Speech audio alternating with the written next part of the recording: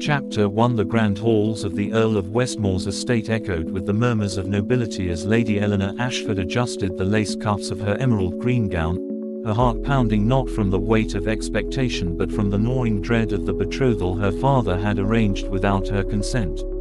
The autumn ball was in full swing, candlelight flickering against gilded mirrors, the scent of beeswax and rosewater thick in the air, yet all she could focus on was the imposing figure of Lord Cedric Blackwood, the man she was to marry, a man twice her age with a reputation as cold as the stone corridors of his northern estate. Across the room, his steel-grey eyes locked onto hers, and she felt the suffocating grip of duty tighten around her throat. Nearby, her younger sister, Lydia, giggled behind a fan, blissfully unaware of the storm brewing in Eleanor's heart, while their father, the Earl, clapped Cedric on the back as if sealing her fate with that single gesture. The orchestra swelled into a waltz, and before she could protest, Cedric's gloved hand closed around hers, pulling her onto the dance floor where his grip was firm, his words clipped, his breath smelling faintly of brandy as he murmured, "You will learn to obey, my lady, as is proper for a wife." The words coiled around her like a serpent, and in that moment, Eleanor knew she would rather throw herself from the cliffs of Dover than endure a lifetime under his rule. Chapter 2. The carriage ride back to Ashford Manor was shrouded in silence, the rhythmic clatter of hooves against cobblestones doing little to soothe Eleanor's frayed nerves as she stared out the window at the moonlit countryside, her fingers digging into the velvet upholstery. Her father's voice, gruff with irritation, finally broke the quiet. "You will not disgrace this family with your childish defiance, Eleanor. Lord Blackwood is a man of influence, and this alliance will secure our standing." She bit back a retort, knowing any protest would be met with fury, but the memory of Cedric's possessive grip on her waist made her stomach churn. Lydia, ever the optimist, chirped, "But think of the grand weddings you'll have, sister." As if that were any consolation. When they arrived, Eleanor fled to her chambers, dismissing her maid with a wave, and collapsed onto her bed, burying her face in the pillows to stifle a scream. The next morning brought no reprieve, only a letter from Cedric, delivered by a stone-faced footman, its contents a chillingly formal declaration of his intent to wed her by month's end. Desperation clawed at her, and for the first time, she considered the unthinkable: escape. But where could a gently bred lady with no coin of her own possibly go? The answer came in the form of a forgotten name, her mother's distant cousin in Cornwall, a woman rumored to have once defied society herself.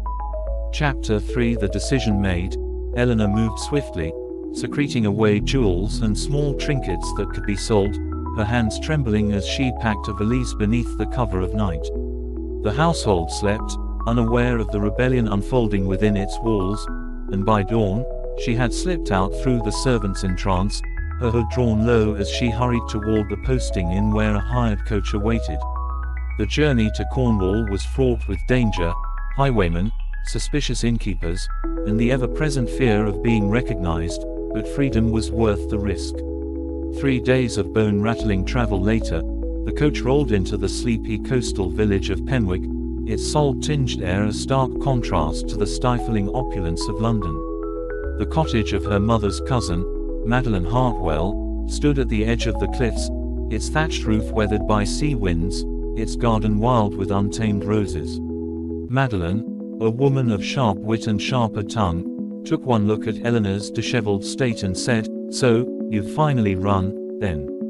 Good. Within hours, Eleanor found herself not with judgment, but with an offer of sanctuary, and a warning: "They will come for you, girl. Men like your father do not let their property go easily." Chapter 4. Weeks passed in a strange, dreamlike haze as Eleanor settled into the rhythms of Penwick, her hands, once soft from idleness, now calloused from helping Madeline tend the garden and mend fishing nets for the villages. The locals, though wary at first, soon accepted her as one of their own, especially after she saved young Tom Higgins from a collapsing dock with a quick-thinking grab of his collar. It was there, on that rickety pier, that she first saw him, Captain Marcus Thorne, a privateer with a shadowed past and eyes the color of storm-tossed seas. He had returned from a months-long voyage, his ship, the Marauder, cutting through the harbor waves like a blade, its black sails striking against the horizon. Their meeting was anything but genteel, she, covered in fish scales from aiding the morning catch, he, towering and unshaven, his coat smelling of salt and gunpowder. When their eyes met, something unspoken passed between them, a spark that sent heat rushing to her cheeks. Madeline, watching from the cottage window, muttered, "Trouble, that one," but Eleanor couldn't look away. Later, at the village tavern, Marcus's deep laugh carried over the din of sailors' songs, and when he slid into the seat beside her, his voice was low, "You're not from here, are you, lass?" The question should have terrified her, but instead, it sent a thrill down her spine. Chapter 5. The more time Eleanor spent in Marcus's company, the more the memories of Blackwood and her father's demands faded, replaced by the reckless joy of stolen moments, walking the cliffs at dusk, sharing stories by the fire, the brush of his fingers against hers as he handed her a mug of spiced cider. But danger lurked beneath the surface of the growing affection. Marcus was no ordinary sailor. His ship bore no royal flag, and the gold he occasionally brought into the village had no clear origin. When she confronted him one evening, his jaw tightened, and for a heartbeat, she feared she had overstepped. Then, with a sigh, he confessed, I've done things I'm not proud of, Eleanor. But never without cause. He spoke of his family's ruin at the hands of a corrupt nobleman, of years spent seeking justice outside the law, and though she knew she should recoil, she found herself drawn deeper into his world. That very night, as they stood on the cliffs, the wind whipping her skirts around her legs, he cupped her face and murmured, "You deserve more than a life on the run with a man like me." Her reply was a kiss, fierce and unyielding, sealing a promise neither could take back. Chapter 6. The idyll shattered the next morning when a stranger rode into Penwick. A man in Blackwood's livery, his gaze sharp as he questioned the villagers about a runaway noblewoman. Panic seized Eleanor's heart as she hid behind the market stalls, her pulse roaring in her ears. Madeline, ever pragmatic, shoved a pouch of coins into her hands and hissed, "Go to Marcus." Now, she fled to the docks, where the Marauder was preparing to set sail, and when Marcus saw her pale face, he didn't hesitate. He pulled her aboard, barking orders to his crew. As the ship lurched away from the dock, Eleanor caught sight of Blackwood's man drawing a pistol, the shot ringing out over the water but falling short.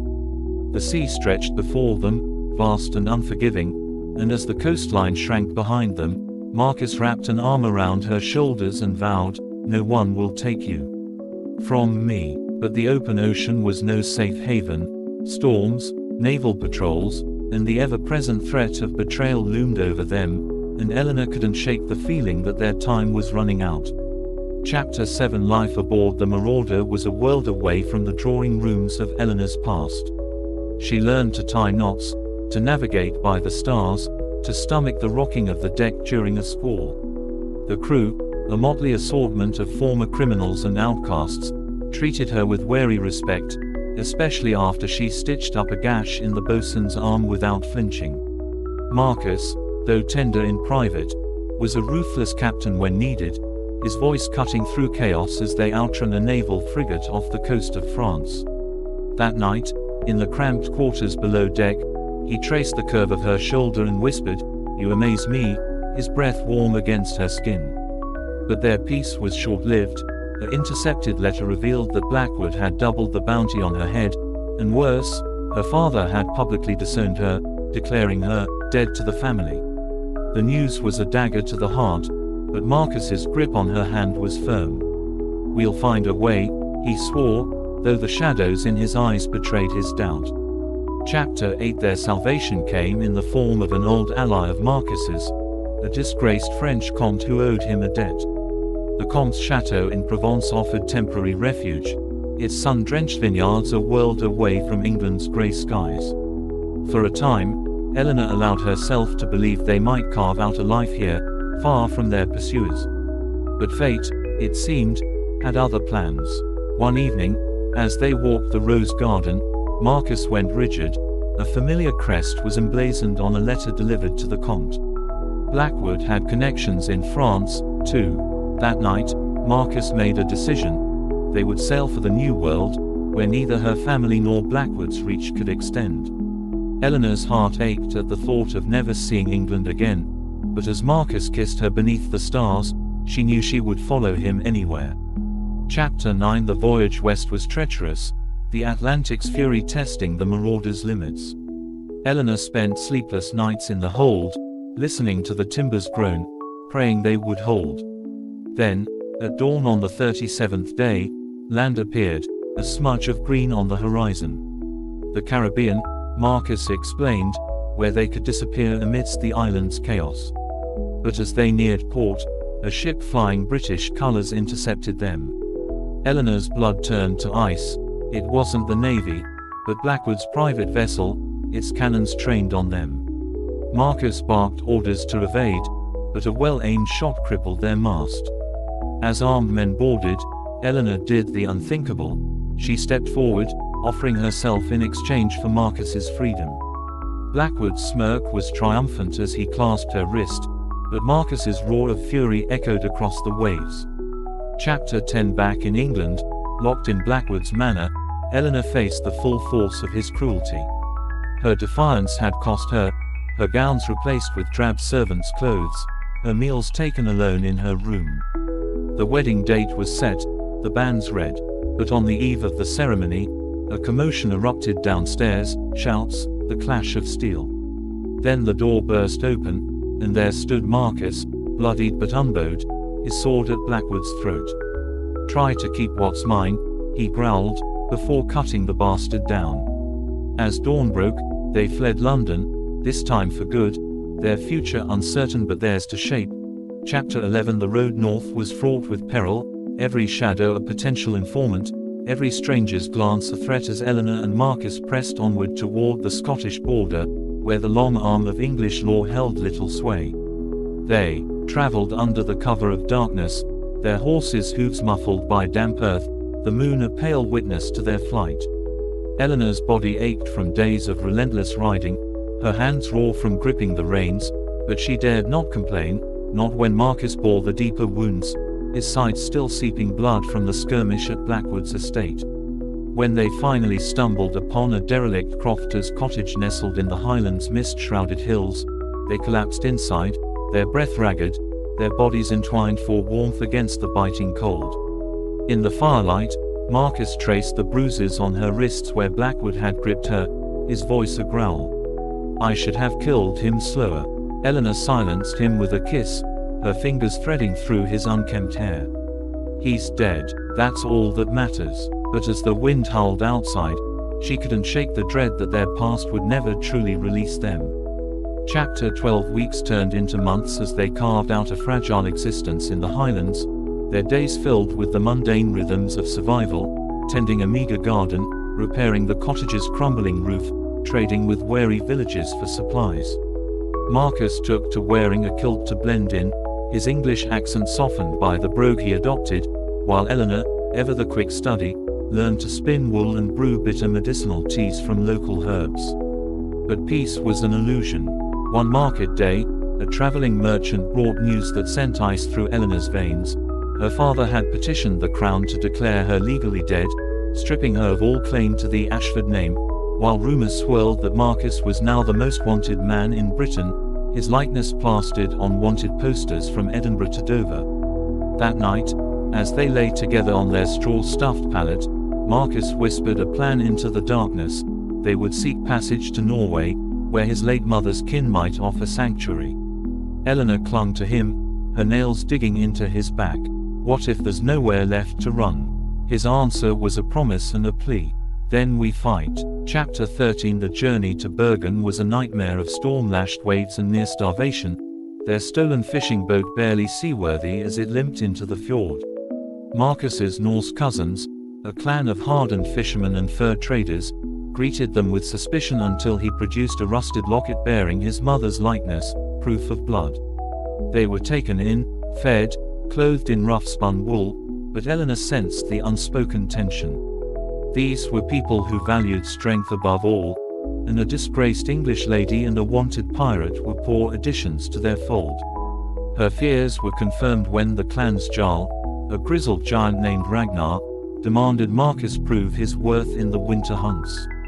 "If you freeze or falter," he said, grinning through his beard, "we'll keep your woman as compensation." The threat hung in the air like smoke, but Marcus merely nodded, his eyes glinting with a feral light.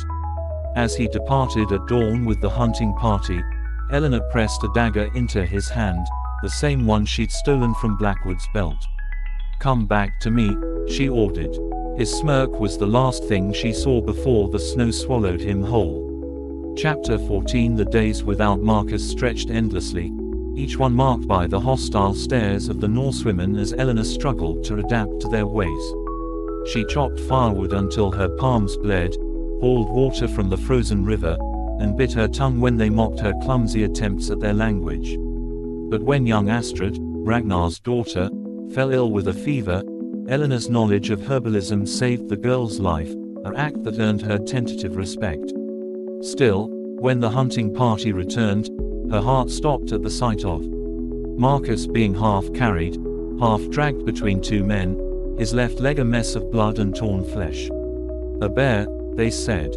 He'd killed it, but not before it mauled him. As she knelt beside him, cleaning the wounds with shaking hands, Ragnar grunted, "Your man has spine. You both may stay." Relief was short-lived. That night, as Marcus burned with infection, he gripped her wrist and rasped, "If I die, you take my ship and go. Promise me." She refused, her tears splashing onto his fevered skin. "You don't get to die. Not after all this." Chapter 15. Spring came late to the fjords, but with it, Marcus's slow recovery.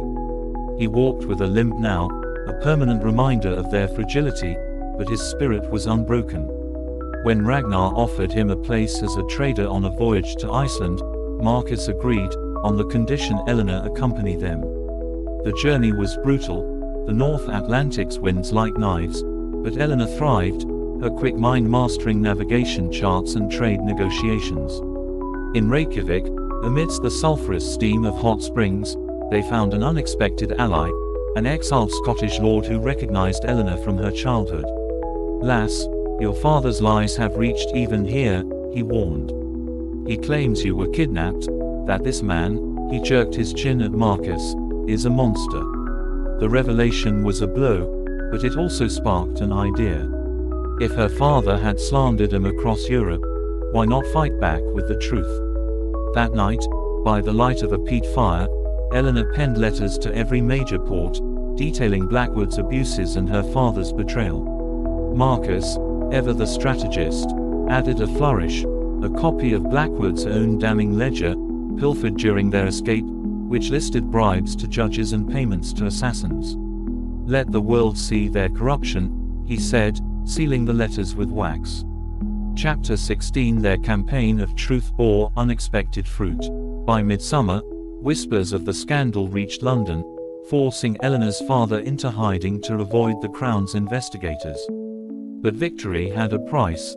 Their location was no longer secret. A French privateer, loyal to Blackwood's remaining allies, ambushed their ship off the Faroe Islands, their cannons reducing the vessel to splinters. Eleanor and Marcus barely escaped in a longboat, their bodies battered by the cold sea, their supplies reduced to a cask of water and a handful of hardtack. Drifting for days, half delirious, Eleanor dreamed of Ashford Manor's rose gardens, only to wake to the sight of Marcus's cracked lips and sunken eyes. When rain finally came, they caught it in their mouths like communion. On the seventh day, just as hope dwindled, the silhouette of a ship appeared, not an enemy, but the marauders' revenge, Marcus's old crew having tracked them on rumors of their survival. As rough hands hauled them aboard, the first mate, a grizzled Welshman named Rhys, grinned. "Took you long enough to need rescuing, Captain." Chapter 17. Back aboard his ship, Marcus regained his strength with startling speed, his command unwavering as they set course for the Caribbean, where lawlessness could shield them. Eleanor, no longer a stowaway, took her place at his side, her keen mind earning the crew's loyalty. But the past was a persistent ghost. Near the Azores, they intercepted an English merchantman, only to find it carried a passenger, Lydia, Eleanor's sister, now a widow at 19 after her elderly husband's death. The reunion was bittersweet. Lydia, once so naive, had grown sharp with grief.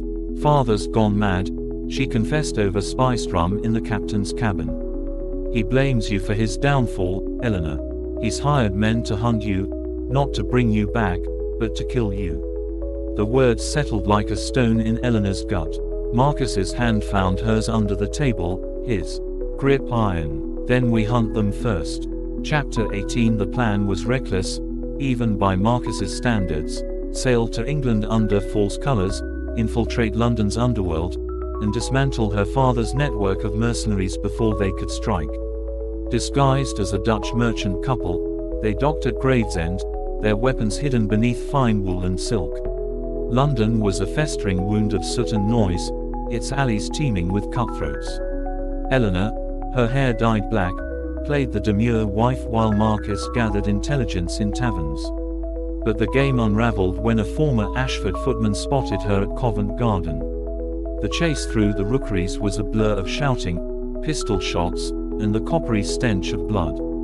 Cornered in a dead-end alley, Eleanor did the unthinkable. She revealed herself to the pursuing mob, shouting her father's crimes for all to hear. The crowd, already simmering with discontent over noble privilege, turned on her attackers.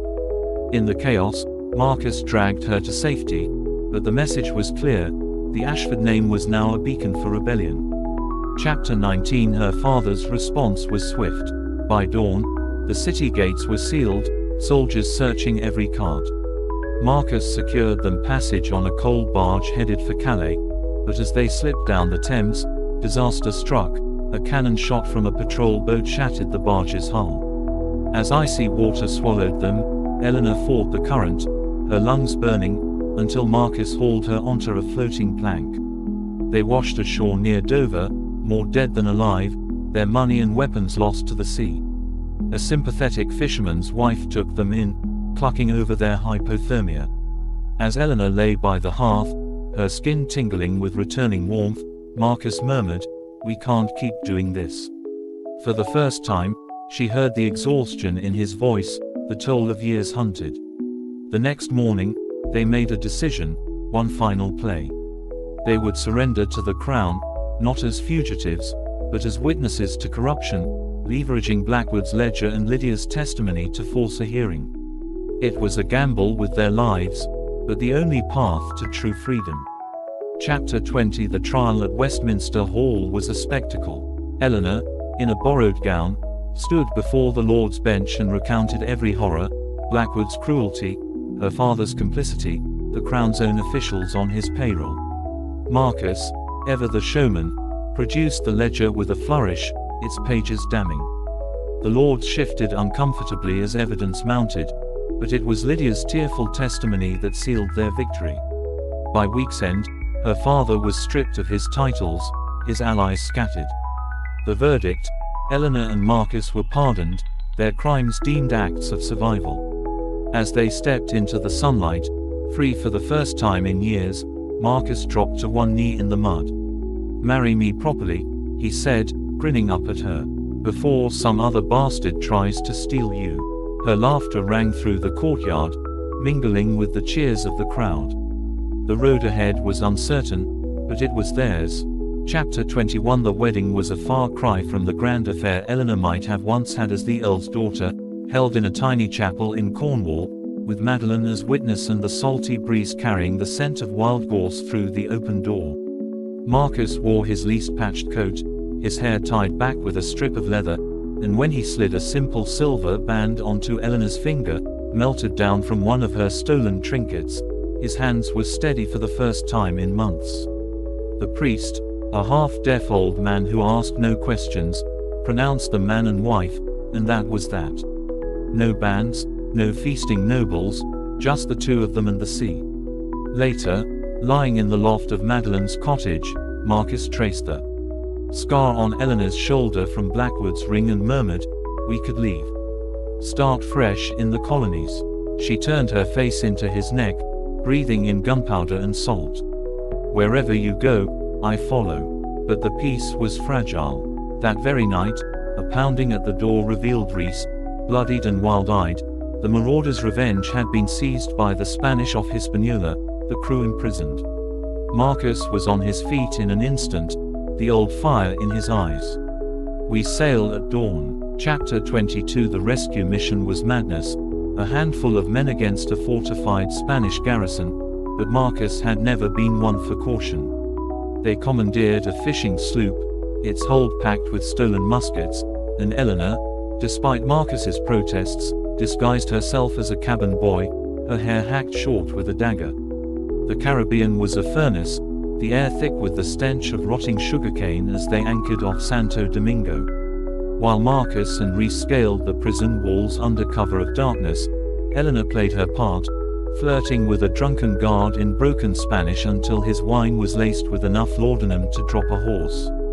The keys jangled in her grip as she freed the crew, their whispers of "bloody hell, it's the captain's woman," cut short by the alarm bell's clang. The fight was brutal, flintlocks flashing in the dark, steel meeting steel, but when the dust settled, the marauder's revenge was theirs again, her sails unfurling like a raptor's wings as they fled the harbor, Spanish cannons booming in their wake. Back aboard, the crew raised a toast to the Hellcat and Her Pirate. Marcus, grinning, tossed Eleanor a pistol. "Never doubted you." Chapter 23. The next years blurred together, a kaleidoscope of tropical storms, near misses with naval patrols, and the strange, transient freedom of life at sea. They became legends without meaning to. The pirate lord who'd humbled the English crown, and his Hellcat wife who could outsuit any man. Port Royal's taverns buzzed with tales of their exploits, how they'd looted a governor's galleon dressed as aristocrats, how Eleanor had once stabbed a French captain in the hand for implying she was merely Marcus's whore. But legends are heavy crowns. When Eleanor missed her courses for the third month in a row, she locked herself in their cabin, staring at her reflection in a stolen hand mirror. A child, a life growing inside her, here in this world of violence and uncertainty. Marcus, when she told him, went preternaturally still, then crushed her to his chest so tightly she gasped. "We'll find land," he vowed. "Somewhere safe." But safety was a myth they'd outrun long ago. Chapter 24. The island was uncharted, a speck of green in the Lesser Antilles, its beaches untouched but for sea turtles' tracks. They'd stumbled upon it after a hurricane blew them off course, the crew too exhausted to protest Marcus's order to drop anchor. As Eleanor waded ashore, her belly just beginning to swell, the weight of the past years seemed to lift. No warrants here, no ghosts. The men built a crude longhouse. Marcus, with uncharacteristic domesticity, fashioned a cradle from driftwood. For a time, it was enough. But the night Eleanor's labor began, a ship appeared on the horizon, not navy or merchantman, but a sleek sloop flying no colors. Marcus, his face ashen, pressed a musket into her hands as the pains racked her. "If they're hostile, aim for thee." A contraction stole her breath. "The face," she finished, sweating. The strangers, however, brought not violence but aid. A runaway midwife from Barbados and her surgeon husband, their own scars hinting at a past as fraught as Eleanor's. By dawn, she held a squalling, red-faced daughter in her arms. Marcus, trembling, named her Lirienne, after the Breton sea goddess. "Little Tempest," he whispered, but his eyes were on Eleanor, not the child. Chapter 25. Parenthood softened neither their edges nor their habits. Lirienne took her first steps on a rolling deck, teethed on a shark's tooth necklace, and learned to curse in 4 languages before she could write her name. They traded piracy for privateering under a shaky French commission, targeting only slavers and corrupt merchant lords, their reputation as gentler villains, earning uneasy truces with colonial governors. But shadows lingered. When Lirienne was 5, a captured Dutch captain spat at Eleanor, "The Ashford name is cursed. Your father died raving in Bedlam, calling for your head. The news should have brought closure." Instead, Eleanor dreamt of her sister that night, Lydia, alone in some drafty manor, the last Ashford standing. At dawn, she woke Marcus with a declaration, were going back. His groan was half protest, but he'd known her too long to argue. England loomed, a spectre they'd sworn never to face again. Chapter 26. London in 1712 was a different beast, less familiar, more frenetic, its streets choked with hackney carriages and coffeehouses buzzing with stock speculation. Disguised as a colonial merchant family, they took rooms in Cheapside, their accents carefully flattened. Tracking Lydia down was easier than expected. She'd married a minor baronet, living quietly in Surrey. The reunion, in a sun-dappled orchard, was nothing like Eleanor's fantasies. Lydia, her once vibrant curls now streaked with grey, didn't embrace her. "You left me to clean up your mess," she said coldly, though her eyes lingered on Lirienne, who hid behind Marcus's legs. The truth tumbled out. After their father's downfall, Lydia had been shunned, her widow's pension barely enough to survive. "I had to sell mother's pearls to eat," she whispered, and Eleanor's guilt was a live thing, gnawing at her ribs. Marcus, ever pragmatic, slid a purse across the table, enough gold to buy Lydia a cottage by the sea. "No strings," he said. Lydia's laugh was brittle. "Except the ones that'll strangle me if anyone learns I took pirate coin." Chapter 27. The past, it seemed, couldn't be mended, only endured. They left England quietly, Lirienne clutching a doll Lydia had grudgingly given her, Eleanor's eyes dry but her chest aching. The voyage south was somber, Marcus steering them toward warmer waters as if he could outrun her melancholy. But fate, as always, had other plans. Off the coast of Lisbon, they spotted a foundering slave ship, its decks aflame, figures leaping into the waves. Marcus didn't hesitate. The marauder's revenge swung about, her crew pulling survivors aboard. Among them, a Senegalese girl no older than Lirienne, her wrists raw from manacles. As Eleanor wrapped the child in her cloak, the girl spat in her face. "More white demons," she hissed in halting Portuguese. Something in Eleanor broke. That night, she stood before the crew, Lirienne asleep against her shoulder, and made a vow: no more commissions. No more compromises. We burn slavers. We free their cargo. And if any nation objects, Marcus's grin was sharp as cut glass in the lantern light, we'll show them why they should have left us in peace. Chapter 28. The years that followed were their most dangerous, and their most righteous. They amassed a fleet of rogue captains, a motley armada united under a black flag stitched with a broken chain. The British called them terrorists, the freed Africans in their wake called them libertadors. Lirienne grew up straddling worlds, learning navigation from Reese, herbalism from the Senegalese girl, now her sister in all but blood, and the delicate art of knife-throwing from Marcus. At 12, she could pilot a schooner through a reef. At 15, she led her first raid, her mother's pistol strapped to her thigh. Eleanor, watching her daughter become a force of nature, felt both pride and terror. "We've made a monster," she muttered to Marcus as Lirienne harangued the crew into better gun drills. He kissed her temple. "No, we made life, and life fights to keep living." Chapter 29. Time, however, is the one enemy even pirates can't outrun. Marcus's limp worsened with age, his hair gone fully silver, though his aim never faltered. Eleanor's hands, once smooth, were now a map of scars and sunspots.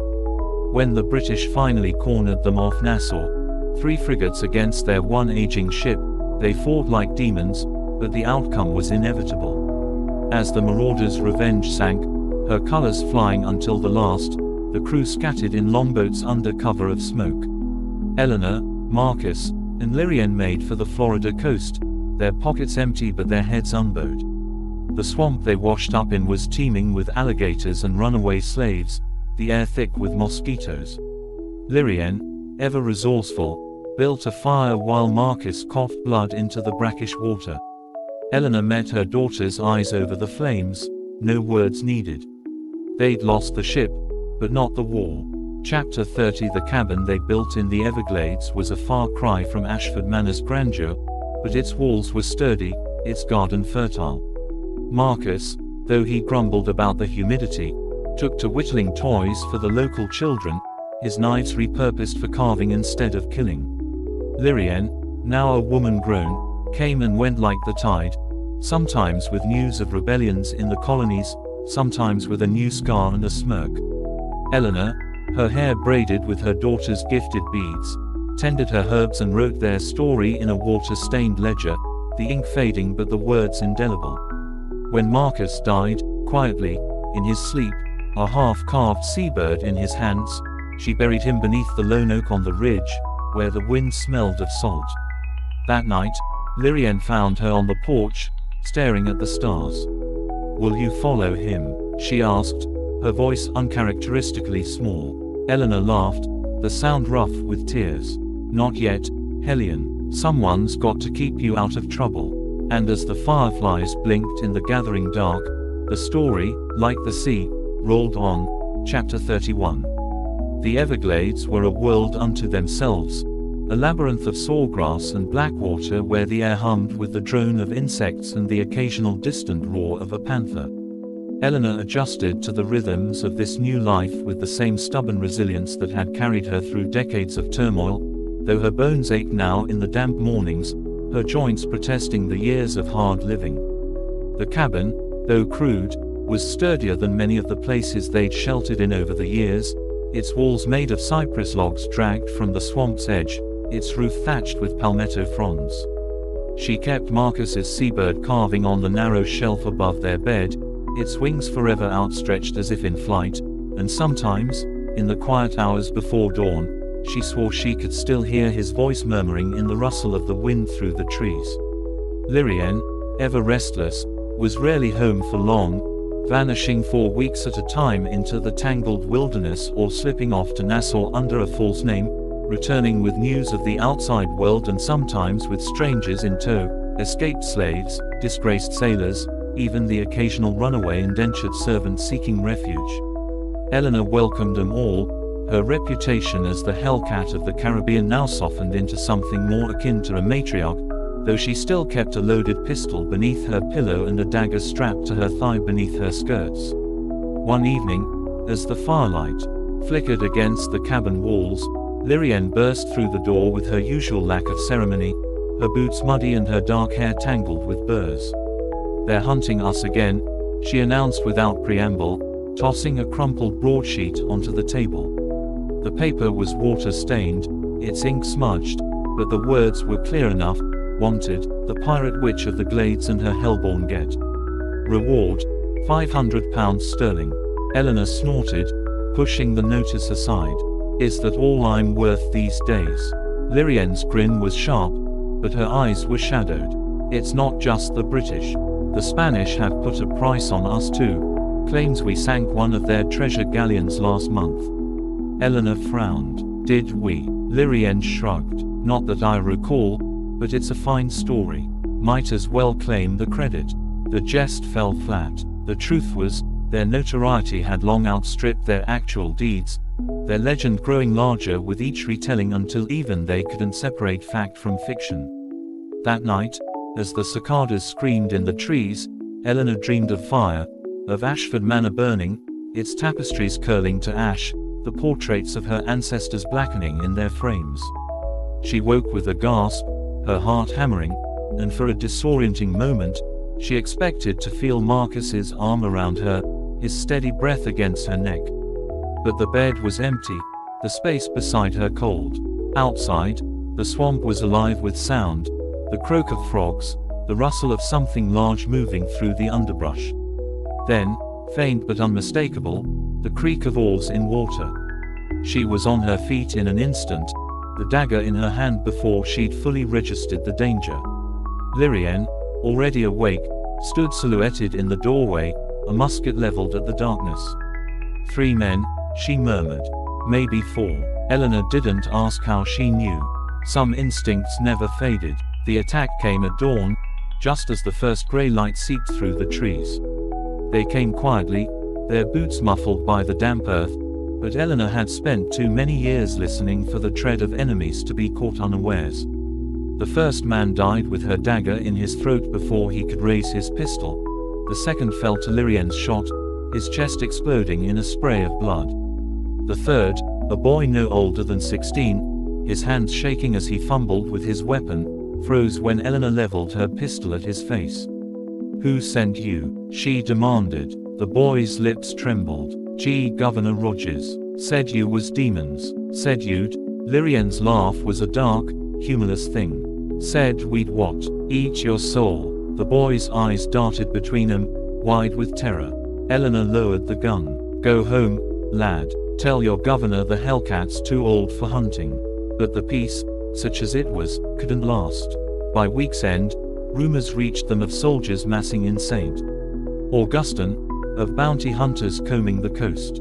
Lirienne, her jaw set, made the decision for them. "We can't stay." Eleanor didn't argue. She'd known this day would come. They buried what few valuables they couldn't carry beneath the floorboards, set fire to the cabin to deny their pursuers the satisfaction of looting it, and vanished into the swamp like ghosts. Chapter 32. The journey north was a gauntlet of near misses and narrow escapes. A British patrol spotted them crossing the St. John's River, forcing them to abandon their canoe and swim the rest of the way. A band of creek hunters, mistaking them for runaway slaves, pursued them for 2 days before losing their trail in the Okefenokee. They lived off the land, eating what they could trap or forage, their clothes rotting off the backs in the relentless humidity. Lirienne, ever resourceful, fashioned a bow from hickory and killed a deer with a single clean shot, its meat smoked over a fire so small the smoke wouldn't betray them. Eleanor, watching her daughter move through the wilderness with the same lethal grace Marcus had once possessed, felt a pang of something like grief. This wasn't the life she'd wanted for her child. But then, neither of them had ever been given a choice in the matter. By the time they reached the Carolinas, autumn was turning the leaves to fire, the air crisp with the promise of winter. They slipped into Charleston like shadows, blending into the bustle of the docks where no one looked too closely at another pair of ragged travelers. The city was a hive of contradictions. Elegant townhouses built on the backs of slave labor, merchants growing fat off indigo and rice while beggars starved in the alleys. Eleanor, her hood drawn low, bartered her last silver bracelet for passage on a merchant brig bound for New York. The captain, a dour Scotsman with a whiskey-reddened nose, eyed them suspiciously but took the money without questions. That night, as the ship rocked at anchor, Lirienne pressed a scrap of paper into Eleanor's hand, a torn playbill from a tavern wall. The Pirate Queen, a true and thrilling tale of the infamous Hellcat and her blackguard lover. Eleanor's breath caught. Below the title was a crude woodcut that might, with some imagination, resemble her younger self, brandishing a cutlass beside a smirking Marcus. Lirienne's voice was carefully neutral. "They're making plays about you in Philadelphia." Eleanor's laugh was half a sob. "God help us all." But the past was a living thing, and it wasn't done with them yet. As the ship sailed north, a storm rolled in from the Atlantic, its winds howling through the rigging like the ghosts of all the men they'd killed. Eleanor, her salt-stiffened hair whipping about her face, stood at the prow and let the rain scour her skin. Somewhere in the darkness, she thought she heard Marcus's voice, not the old, weary man he'd become, but the young pirate who'd pulled her from the jaws of death all those years ago. "You're not done yet, Hellcat." And perhaps she wasn't. Chapter 33. New York in 1725 was a city of sharp contrasts, the Dutch gables of old New Amsterdam still standing stubbornly beside the newer British brick, the docks teeming with sailors speaking a dozen tongues. They took a room in a boarding house near the Battery, its floors slanting so badly that Eleanor had to brace herself to keep from rolling out of bed. Lirienne, ever the hunter, vanished into the city's underbelly within hours, returning at dusk with news that turned Eleanor's blood to ice. "There's a man asking after us. Says he's kin." The tavern was a foul-smelling den near the East River, its clientele a mix of drunk sailors and petty criminals. The man sitting in the corner was neither. Dressed in the somber black of a Quaker, his face clean-shaven and his hands folded neatly on the table, he looked as out of place as a lamb in a wolf's den. But when he lifted his head at their approach, Eleanor's breath caught. His eyes, Marcus's eyes, storm-gray and knowing, stared back at her. "Hello, Mother," he said. Chapter 34. The world tilted beneath Eleanor's feet. She gripped the edge of the tavern table, her nails digging into the scarred wood, as if that alone could steady her. The man, her son, watched her with an unsettling calm, his fingers steepled before him. Lirienne, ever the first to recover, had her knife pressed to the man's throat before he could blink. "Try that again," she hissed, "and you'll be spitting blood before you finish the lie." The man didn't flinch. "My name is Daniel Thorne," he said, his voice low and measured. "I was born in Port Royal, 1689. My mother was a tavern maid named Bess. My father," his gaze flicked to Eleanor, "was Marcus Thorne." The name Bess struck Eleanor like a musket ball to the chest. She remembered her, a laughing, golden-haired girl who'd brought Marcus ale the first night they docked in Jamaica all those years ago. She'd been kind to Eleanor, even when the other women sneered at the English Rose, trailing after the pirate captain. And Marcus had never mentioned a child. Eleanor forced her voice steady. "Prove it." Daniel reached slowly into his coat. Lirienne's knife followed his movement, and withdrew a tattered playing card, the Queen of Hearts, the edges worn soft from handling. Eleanor's breath caught. She'd seen Marcus fiddle with that same card 1,000 times, flipping it through his fingers during long nights at sea. "He gave it to my mother before he sailed," Daniel said.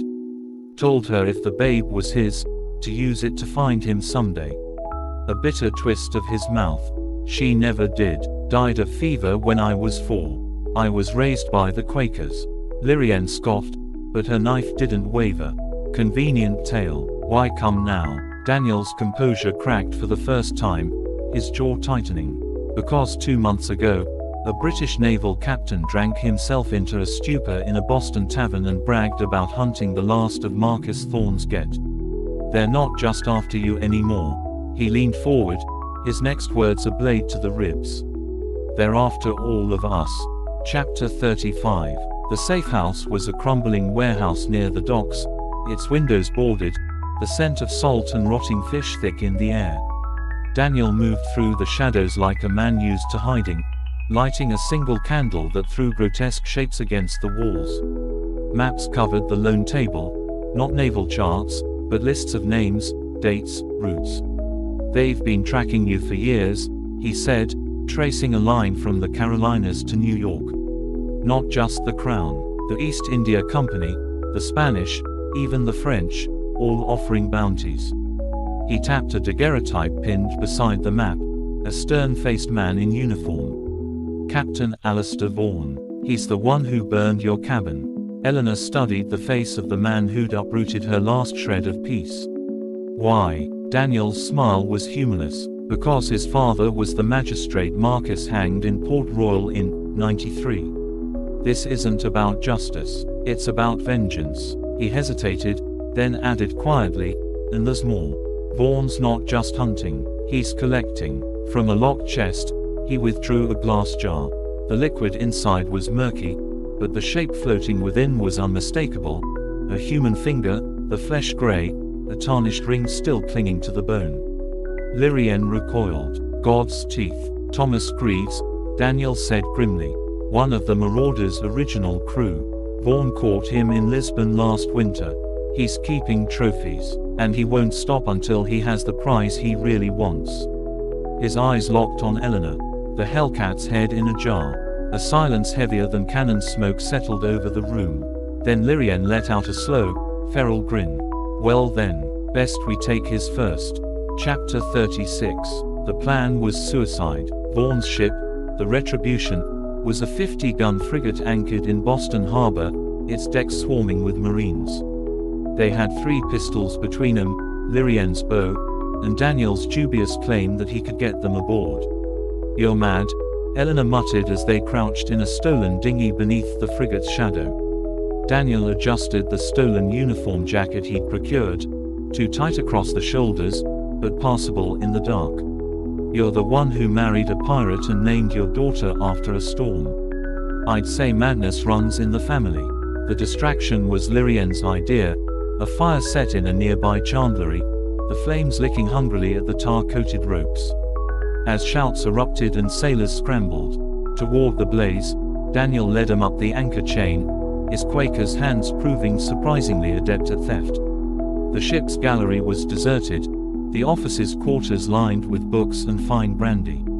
And there, above the captain's desk, hung Marcus's cutlass, the one he'd lost in Havana in '07, its hilt still dented from the Spanish cannonball that had nearly taken his arm.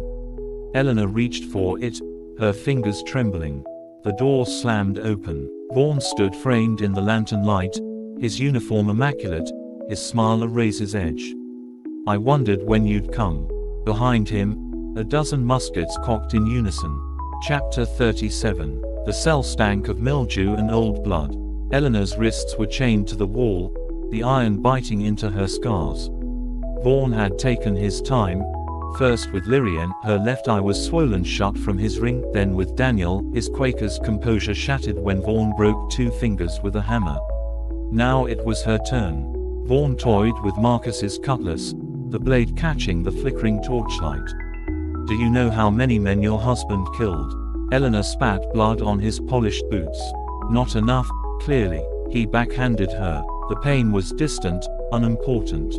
What mattered was the way his shadow fell across the wall, and the loose stone Lirienne had winkled free with her boothiel before they'd dragged her out. Thorne leaned close, his breath reeking of mint and rot. "I'll make you watch when I hang your bastard children." And then, the ship lurched violently. A cannon roared. Through the grated window, Eleanor saw it, a sleek black schooner flying no colors, its deck swarming with figures she'd thought lost to the sea. At the prow, a woman with Senegalese scars leveled a musket at the frigate's rigging. The marauder's revenge had risen from the deep, and her crew had come to war. Chapter 38. Chaos was an old friend. Eleanor wrenched the chains free as the first explosion rocked the ship, the iron tearing her flesh but the adrenaline burning away the pain. Daniel snatched Thorne's dropped pistol and fired point blank into the chest of the guard rushing in. Lirienne, her hands still bound, headbutted another so hard his nose shattered. The deck was bedlam, smoke, screams, the acrid stench of gunpowder. The Revenge had grappled them tight, her crew swarming aboard with cutlasses and grenades. And there, at the center of the storm, stood the Senegalese girl they'd saved decades ago, now a woman with silver streaking her braids, her voice cutting through the din like a clarion call. For the Hellcat, Thorne, his uniform smoldering from a near miss, scrambled for the stern. Eleanor lunged, not for him, but for Marcus's cutlass where it had fallen. The steel felt like coming home. The chase led to the crow's nest, the wood groaning beneath them as the ships burned below. Thorne, cornered, drew an elegant dagger. "You'll never." Eleanor didn't let him finish. The cutlass took his head in one clean stroke. As the body toppled into the inferno below, she turned to see Lirienne watching, her face alight with something like awe. Daniel, panting, wiped blood from his brow. "So, what now?" Eleanor smiled. "Now we go to war." Chapter 39. The rebellion began that night. By dawn, every ship in the harbor had heard the tale, how the Hellcat had risen from the grave to strike down the mighty Retribution. By week's end, whispers spread of other attacks, a slaver burned off Charleston, a naval payroll stolen in Philadelphia. The Revenge, rebuilt and reforged, became a symbol. Her flag, no longer the classic Jolly Roger, but a black banner with a broken chain and a single red rose, flew from Maine to Martinique. Eleanor stood at the prow, the wind whipping her gray-streaked hair, Marcus's cutlass at her hip. At her side, Lirienne plotted courses with a navigator's precision, while Daniel, turned strategist, pored over intelligence from his network of Quaker abolitionists. And in the hold, where the cannons gleamed, the crew had carved a new motto into the wood. "The sea does not forgive. Neither do we." Chapter 40. The years rolled on like tide. Eleanor's hair turned fully white, her steps slower, but her aim never faltered. Lirienne took a lover, a fiery Spanish revolutionary, and bore a daughter who could swear in 5 languages by age 6. Daniel, against all odds, found peace with a printer's widow in Rhode Island, though he still smuggled messages in the pages of his almanacs. When the fever came for Eleanor, a quiet thief in the night, she didn't fight it. The last thing she saw wasn't the cramped sickbay of the Revenge, but Marcus standing on a sunlit deck, his hand outstretched, his grin as wicked as the day they'd met. "Took you long enough, Hellcat." And as the sea claimed her one last time, the legend lived on, not in the pages of history books, but in the hearts of those who still fought, who still remembered. For the sea does not forgive, and neither do its daughters. Epilogue. Boston, 1775. The innkeeper's daughter peered at the old woman in the corner, the one with the Senegalese scars and the pistol on her hip. "Is it true about the Hellcat?" The woman sipped her rum, her eyes on the harbor where British ships burned. "Aye, girl, every word." Outside, a new rebellion was brewing, and somewhere beyond the horizon, a black schooner flew a flag with a broken chain. The sea does not forget, and neither do we. Chapter 41. The legend of the Revenge grew like a storm on the horizon, its name whispered in the taverns of every port from Boston to Barbados, its black flag with the broken chain and the red rose becoming a symbol of defiance that no governor's decree could erase.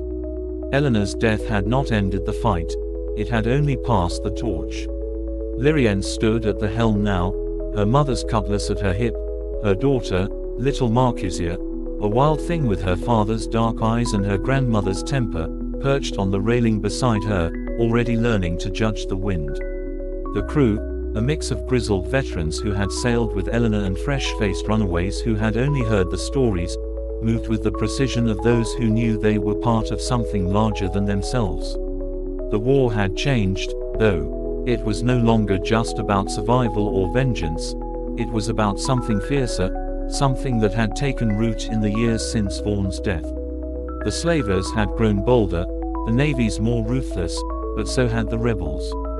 The Revenge was no longer just a ship, it was the beating heart of a network that stretched across the Atlantic, a web of safehouses, informants, and allies who moved cargo of a different kind, not sugar or rum, but people. The hold, once stacked with stolen gold, now carried fugitives, escaped slaves, indentured servants fleeing brutal masters, whole families packed together in the dark, their whispers a mix of fear and hope. Lirienne had not asked for this role, but she had embraced it all the same. Every time they slipped past a patrol, every time they unshackled a pair of wrists, she felt Eleanor's presence like a hand on her shoulder, heard Marcus's voice in the creak of the rigging, "Make it count." The latest intelligence had come from Daniel, his Quaker network proving more valuable than any cache of weapons. A British convoy was set to leave Kingston in a fortnight, its holds packed with indentured laborers, bound for the plantations of Georgia. The Revenge would intercept them off the Bahamas, where the channels twisted like a maze and the reefs could gut a warship in minutes. The plan was simple: strike at dusk, when the light played tricks on the eyes, board under cover of chaos, and sink the escort ships before they could rally. Simple, but not easy. The British had learned from Vaughan's mistakes, their captains were sharper, their marines better trained. Lirienne studied the charts in her cabin, the lamplight flickering over the parchment as Marquisia traced the coastlines with a grubby finger. "Why do they keep doing it?" the girl asked, her brow furrowed. "The bad men. Why don't they stop?" Lirienne's hand stilled. How do you explain greed to a child? How do you describe the rot that lets a man look at another and see only profit? She settled for the truth. Because no one's made them stop hard enough yet. Marquisia nodded, solemn as a judge. Then we'll have to try harder. Chapter 42. The attack began as planned, a false flag, the Revenge flying Portuguese colors until the last possible moment, her guns already run out and primed. The British escorts, complacent in their superiority, were slow to react.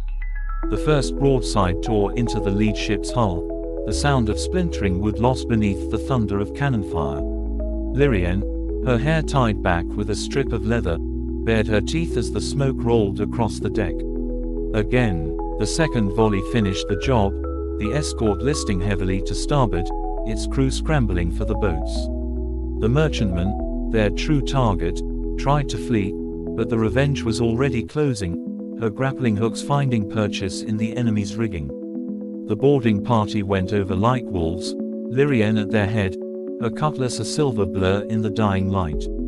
The fight was brutal but brief. The merchant crew were sailors, not soldiers, and their resistance crumbled under the onslaught. Below decks, the real prize waited, rows of men, women, and children chained ankle to ankle, their eyes wide with terror until they realized these were not more slavers come to torment them. The keys made short work of the shackles, but the true challenge came next. The Revenge couldn't take them all, not without starving. The plan had always been to scuttle the merchantman after freeing its cargo, to let the British assume all aboard had drowned. But as Lirienne looked into the face of a girl no older than Marcusia, her resolve hardened. "We're taking them," she growled to the boatswain. "All of them." The man paled. "Cap'n, we haven't the supplies, then we'll steal those too." They did, in the end. A risky detour to a loyalist-controlled island, a midnight raid on a granary, and the Revenge limped into the hidden cove of San Miguel with her decks crowded and her hold empty of everything but hope. The freedmen dispersed into the hills, where maroon communities had thrived for generations, their laughter and tears mixing with the salt air. Lirienne, leaning against the mainmast, felt the weight of the day settle into her bones. Marcusia, who had watched the whole thing from the quarterdeck under strict orders to stay put, brought her a cup of water with solemn ceremony. "You did good, Mama." Lirienne ruffled her hair, too tired to scold the disobedience. "We did." But the cost was written in the fresh scars on her crew's faces, the empty spaces where two of their own had fallen. War was a wheel, grinding them all to dust. Chapter 43. The British response was swift and savage. A new proclamation branded the Revenge's crew, enemies of the crown, its captain, a pirate and a traitor, its very existence a crime punishable by hanging without trial. Bounty hunters and naval patrols combed the islands, their nooses ready. The safe houses grew fewer, the allies more cautious. Even Daniel's letters came less often, his last warning stark, they're watching the ports. They know about the child. Lirienne burned the note, the embers drifting like fireflies in the dusk. Marcusia, oblivious to the danger, practiced her knots on the forecastle, her tongue poking out in concentration. The crew moved quietly, their laughter subdued. They all knew what was coming. The trap sprang in the leeward islands, where the Revenge had gone to resupply. 3 frigates, lying in wait behind the headland, the guns already trained on the cove. The first shot took out the foremast, the second raked the deck with grapeshot. Lirienne, blood streaming from a gash on her temple, bellowed orders through the smoke. "Cut the anchors. Hard to port." The Revenge shuddered as she turned, her remaining sails straining. They might have outrun them, might have slipped away into the gathering storm, if not for the fourth ship, the one that appeared like a ghost from the squall, its prow splitting the waves like a knife. HMS Nemesis, a ship of the line, its deck swarming with Marines, its captain standing tall at the rail. Lirienne's blood turned to ice. She knew that face, had seen it in her mother's stories. Alistair Vaughan was dead, but his son wore his smile. The broadside that followed tore the Revenge apart. Chapter 44. The water was cold. That was all Lirienne could think as she clung to the shattered spar, the waves slapping her face, the screams of the dying fading behind her. Marcusia, where was Marcusia? The last she'd seen, the girl had been with the Senegalese woman, Ao, being shoved into a longboat. "Please, let them have made it. Let them be." A hand grabbed her collar, hauling her onto a debris-strewn beach. Daniel, his Quaker's coat sodden, his breath ragged. "They took her," he gasped. "The Nemesis. They took Marcusia." Lirienne's vision went red. She lunged for the surf, but Daniel caught her. "You'll drown. Let me go, listen." He shook her, hard. "They didn't kill her. Vaughan's son wants her alive. Wants you." He thrust a soggy broadsheet into her hands. The words swam before her eyes. The pirate's whelp will hang at noon in Port Royal, unless the Hellcat's heir surrenders herself by. The date was 3 days from now. Lirienne crumpled the paper. Her voice, when it came, was not her own. It was Eleanor's. It was Marcus's. It was every soul the sea had ever claimed. Then we'd best not keep him waiting. Chapter 45. Port Royal hadn't changed. The same stink of rum and sweat, the same sun-bleached bones dangling from the gallows. Lirienne, disguised in a fisherman's smock, kept her head down as she moved through the crowd. The plan was madness: storm the fort, free Marcusia, and escape through the tunnels Eleanor had once used to smuggle contraband. Daniel, Ao, and the handful of survivors from the Revenge were already in position, their weapons hidden beneath beggars' rags. The square was packed, the air thick with the stench of unwashed bodies and anticipation. On the scaffold, a small figure stood bound and hooded. Lirienne's heart stopped. No, she's so small. Then the hood was ripped away, and the face beneath wasn't Marcusia's. It was Ao's daughter. A trap. Of course it was a trap. Lirienne's dagger was in her hand before the first soldier grabbed her, before the voice rang out from the fort's ramparts. "Ah, the Hellcat's whelp. Just like your mother, too sentimental to resist." Vaughn's son leaned on the parapet, his grin a mirror of his father's.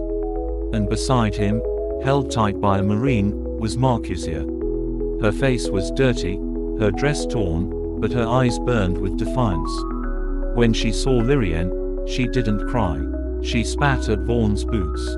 The marine backhanded her. Lirienne saw red. The rest was chaos. Chapter 46. Later, they would say it was a hurricane that hit Port Royal that day. That the winds howled like the damned, that the very stones of the fort trembled. The truth was simpler. Lirienne stopped holding back. Daniel's pistols barked from the crowd, picking off the marines on the scaffold. Ao's people surged from the alleyways, their machetes glinting. And Lirienne fought like a woman possessed. Vaughn's son died with her dagger in his eye, his last words a wet gurgle. Marcusia, freed from her captor's grip, snatched up a fallen pistol and shot the marine who'd struck her square in the chest. "That's for my grandmother," she hissed. By dusk, the fort was burning, its storied walls crumbling into the sea. The Nemesis, her crew slaughtered, her sails aflame, would never hunt again. On the beach, as the survivors loaded into stolen longboats, Marcusia pressed her face into Lirienne's shoulder. "I wasn't scared," she whispered. Lirienne held her tight. "I was." Daniel, wiping blood from his brow, surveyed the wreckage.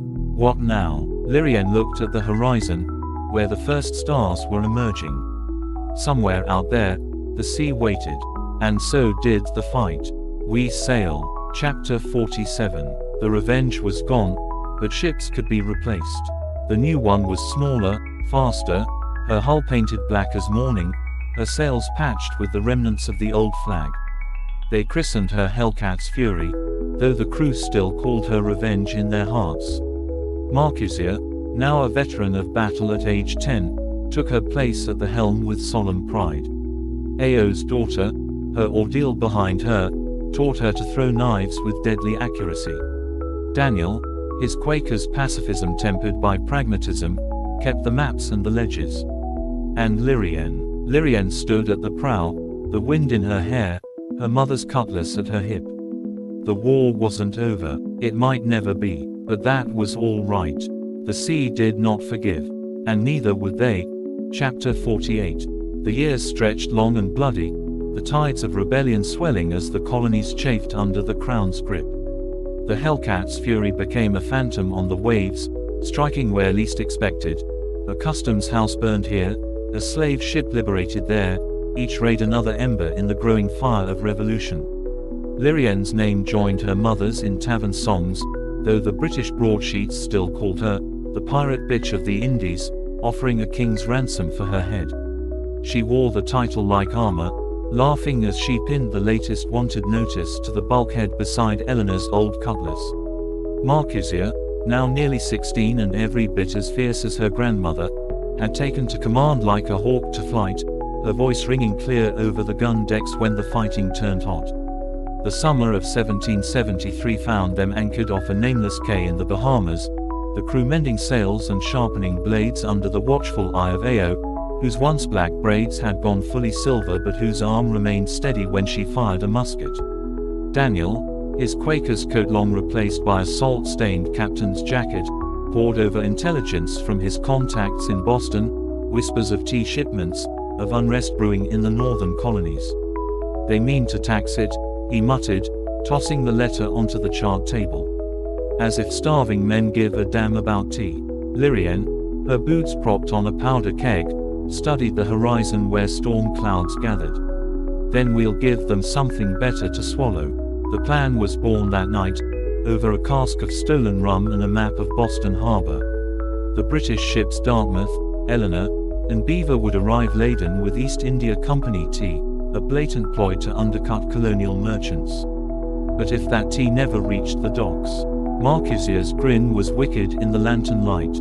"We burn them." Lirienne shook her head. "No, we let the colonists do it." Chapter 49. Disguised as fishermen, they slipped into Boston under cover of a nor'easter, their small boat laden not with cod but with casks of pitch and bundles of rags. The December air bit through their coats as they moved through the restless streets, where men in Mohawk disguises were already gathering near Griffin's Wharf. Samuel Adams, his face shadowed by a tricorn hat, met them in a back room of the Green Dragon Tavern. His eyes widened at the sight of Lirienne, the infamous pirate standing in a rebel's den, but he recovered quickly. "Your reputation precedes you, Captain." By midnight, the harbor was chaos. The Indians swarmed the ships, their hatchets splitting tea chests while Lirienne's crew ensured the British Marines stayed conveniently drunk in nearby taverns. Marquisia, her face smeared with soot, heaved a crate overboard with a whoop. "Consider it our contribution to liberty." But the real work came after, when the Hellcat's Fury intercepted a British courier vessel off Nantucket, its hold stuffed not with tea but with orders to blockade Boston, to quarter troops in homes, to crush the nascent rebellion before it could spread. Lirienne read the parchment by torchlight, her jaw tight. It begins. Chapter 50. War. The word tasted like gunpowder on the tongue. By 1775, the colonies were aflame, and the Fury sailed at the heart of the storm. They ran powder to Concord, smuggled rifles to the Sons of Liberty, and once, in a moment of poetic justice, stole an entire shipment of British uniforms right out from under General Gage's nose. Marquisia, now a woman grown, led a raid on a Tory armory dressed in a redcoat captain's stolen finery, her laughter echoing as the rebels carted away muskets under the soldiers' noses. But the sea, ever fickle, had one last betrayal in store. Off the coast of Nova Scotia, with a hold full of French-supplied cannon for Washington's army, the Fury ran straight into HMS Temeraire, a 74-gun behemoth fresh from the shipyards. There was no outrunning her, no clever tricks this time. As the first broadside tore through the Fury's decks, Lirienne did the only thing she could: she ordered the powder magazine lit. The explosion lit up the night like a second sun, the Temeraire's sails catching fire as the Fury went down in a blaze of defiance. The last thing Lirienne saw before the waves took her was Marquisia being hauled onto a rebel cutter, her screams of protest lost in the roar of the flames. Chapter 51. The afterlife, it turned out, smelled of salt and gunpowder. Lirienne woke on a beach, her lungs burning, her body racked with pain. A figure crouched beside her, not an angel, but a one-legged Reese, the old Welsh boatswain she'd thought dead these 10 years. "Took your time drowning," he grunted, hauling her upright. "The lass is safe. Washington's got her. The war ground on without her." From a distance, she heard of Bunker Hill, of Trenton, of a declaration that echoed Eleanor's old defiance. Marquisia wrote when she could, scraps of letters smuggled by fishermen, telling of serving on Lafayette's staff, of a young French officer who made her laugh. In 81, when Cornwallis surrendered at Yorktown, Lirienne stood on a Virginia bluff, her hair gone white, her hands still calloused from rope and steel. The sea stretched before her, endless and untamed. Somewhere out there, Marcus was helping build a nation. And somewhere beyond the horizon, Eleanor and Marcus waited. But not yet. The tide was rising, and a new fury sat at anchor, her decks eager for the next fight. After all, the sea does not forgive, and neither do her daughters. Chapter 52. The new Hellcat's fury cut through the waves like a blade through silk, her black sails taut against the Caribbean wind, her hull freshly scraped and tarred after months of clandestine work in a rebel-controlled shipyard in Martinique.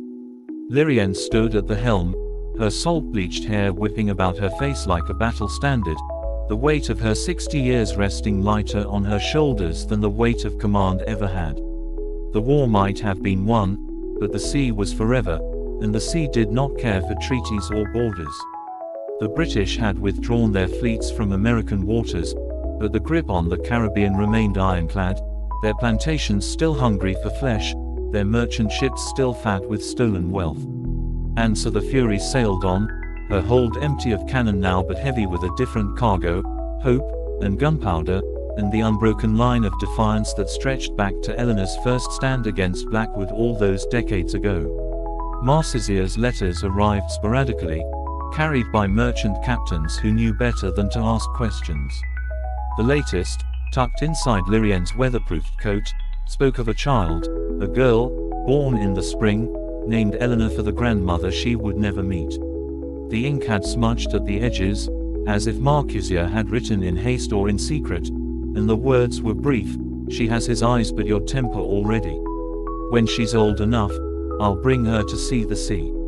Lirienne had folded the letter carefully, tucking it beside the playing card, the Queen of Hearts, worn soft as velvet from years of handling, that Daniel had given her the night before he died, his last words a dry chuckle: "Tell Eleanor I kept the faith." Now, as the Fury approached the ragged coast of St. Domingue, where the first sparks of another revolution were catching fire in the cane fields, Lirienne felt the old familiar thrill in her blood.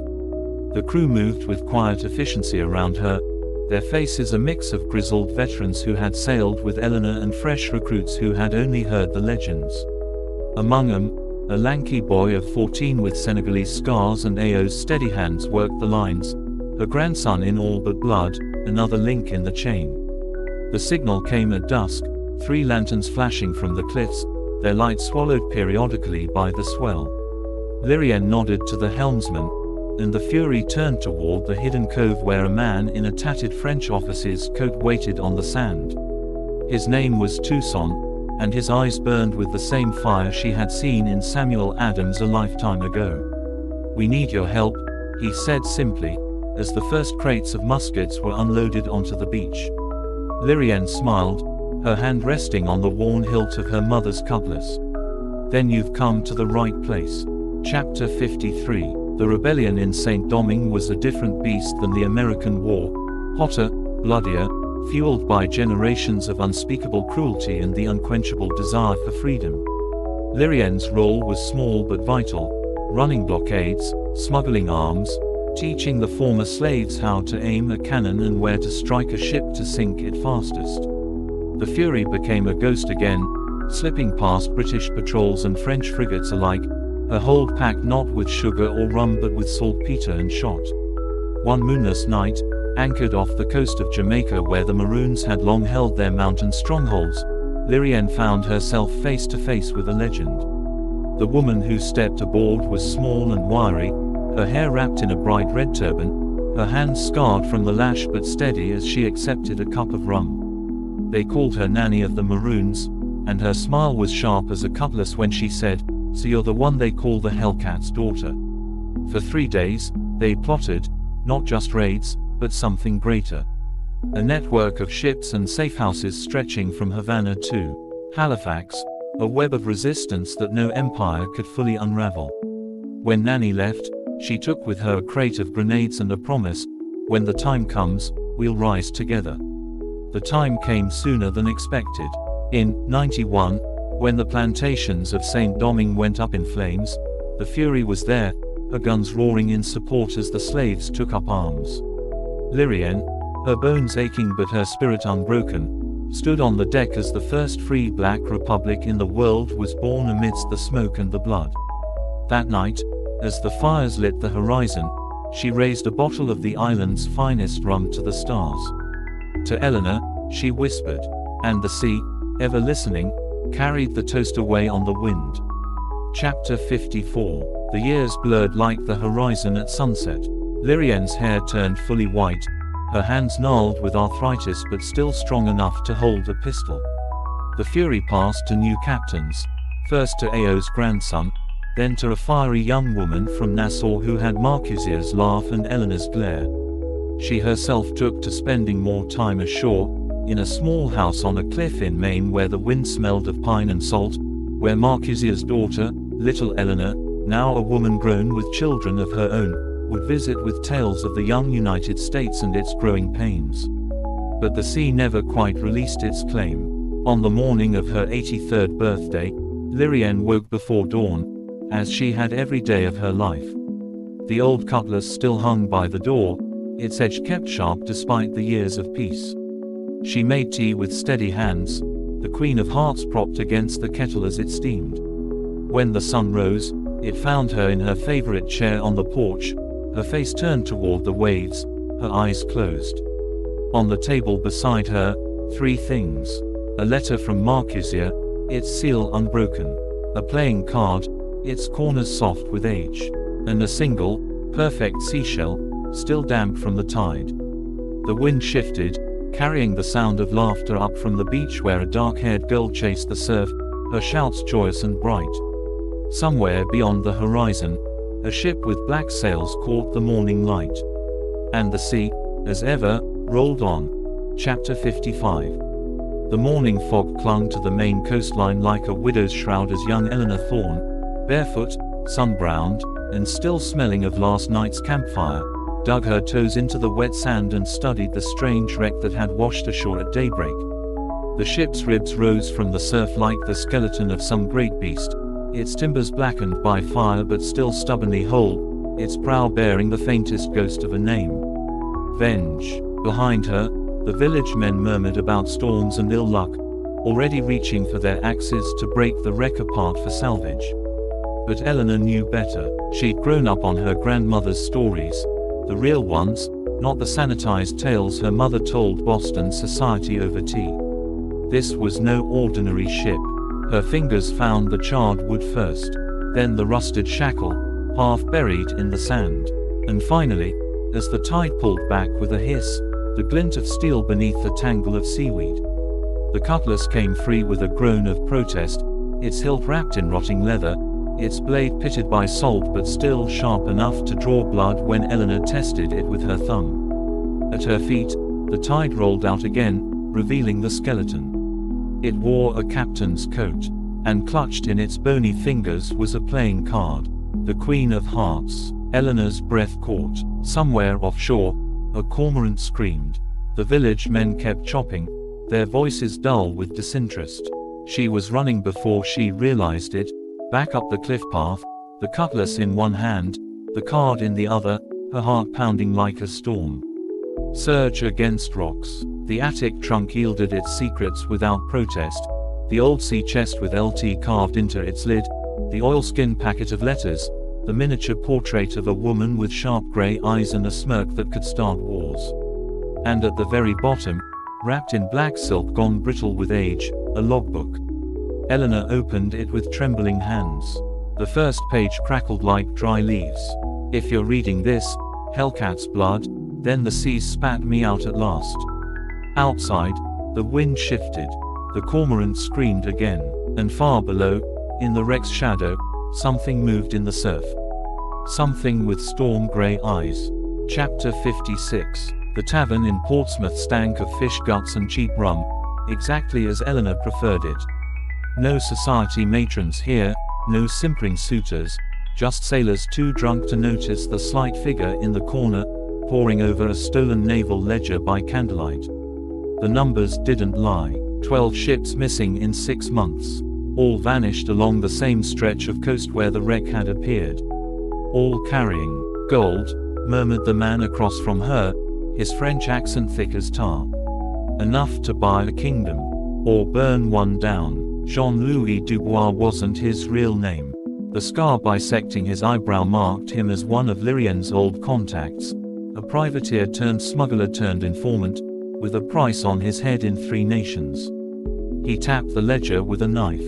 Your grandmother's ghost isn't the only thing walking, petite.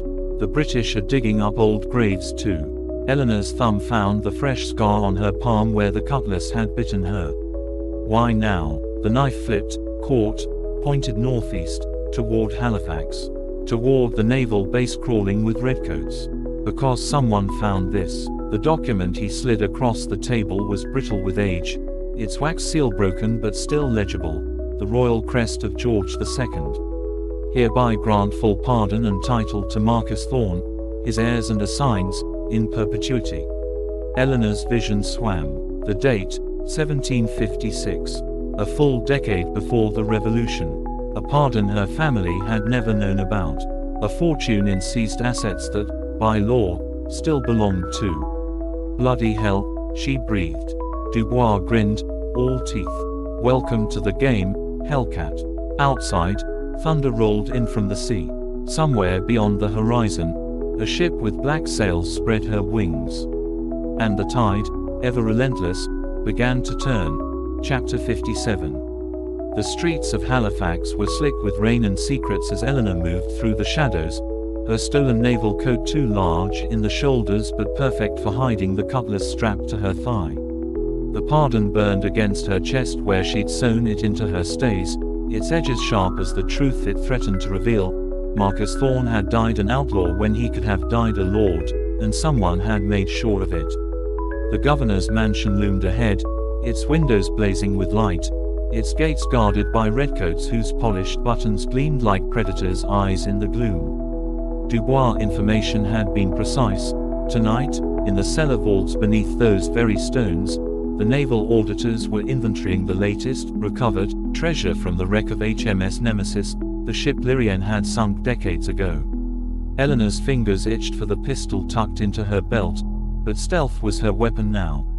The guard at the side gate never saw the sap that dropped him. The maid's uniform stolen from the laundry fit well enough to get her through the kitchens.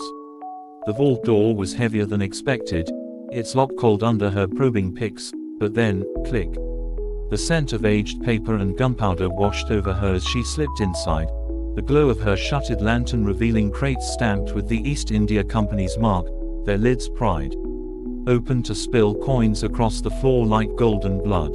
And there, atop a ledger stand, the thing that stopped her heart, a ship's log, its cover embossed with a familiar name. Nemesis. The first page crackled as she turned it, the ink faded but legible. Captain's log, the 14th of June 1762. Pursued the pirate Thorne spawn to the Bahamas. Recovered the stolen pardon from the wreck of Hellcat's Fury. Let history remember them as traitors. Eleanor's breath came fast. So it had been theft, then, not oversight. Someone had wanted her family outlawed. The sound of boots on stone snapped her head up, too late. The vault door swung wide, revealing not the expected redcoat but a man in a merchant's coat, his face shadowed by the lantern he carried. I wondered when you'd come, he said, and the voice, God, the voice was like hearing Marcus's ghost speak. The lantern light hit his face as he stepped closer, revealing eyes the exact shade of storm gray as her own. Hello, cousin. Chapter 58. The shock lasted only a heartbeat, long enough for Eleanor to register the pistol in his other hand, the family resemblance in his jawline, the way he moved like a man used to blades and betrayal. Daniel's line, she guessed, backing toward the crates. The Thorne bloodline had branches even Lirienne hadn't fully mapped. The man, boy really, he couldn't be older than 20, gave a curt nod. Josiah Thorne. My grandfather kept the pardon safe after the Fury sank. The British hanged him for it. His free hand touched his throat where a rope scar gleamed pale. I've been waiting 2 years for you to surface. The pieces clicked together, the missing ships, the gold, the skeleton on the beach.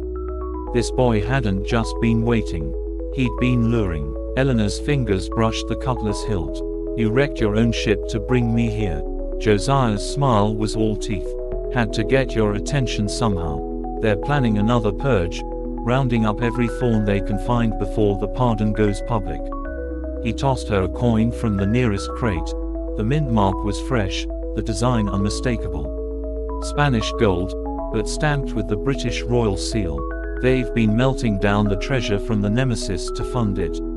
Paying bounty hunters with the very coin our family stole 80 years ago. The irony would have made Lirienne laugh. Outside, a shout echoed. The guards had found their missing man.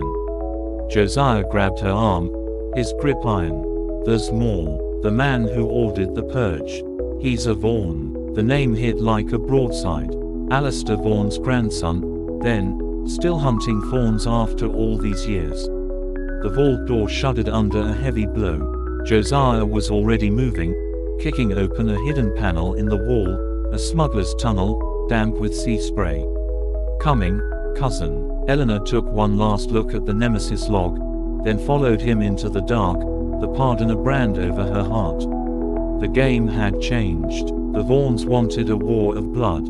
Fine. She'd give them a hurricane. Chapter 59. The smuggler's tunnel emptied into a cove stinking of rotting fish and tar, where a sleek sloop rode at anchor, her black sails furled but her guns run out and ready. Josiah's crew moved like shadows, their whispers sharp with tension as they helped him aboard. We've got maybe an hour before they search the tunnels, muttered a woman with a Madrid accent, her arms sleeved in tattoos Eleanor recognized, the marks of a Barcelona prison hulk. Josiah didn't slow, striding toward the captain's cabin where a massive chart of the Caribbean dominated one wall, its corners weighted with pistols. Vaughan's using his grandfather's old routes, he said, stabbing a finger at a cluster of islands northeast of Nassau. There's a fort there now, walls 20 feet thick, a private garrison. He calls it Retribution. The name twisted in Eleanor's gut like a knife. Of course, the Vaughans had always favored poetic cruelty.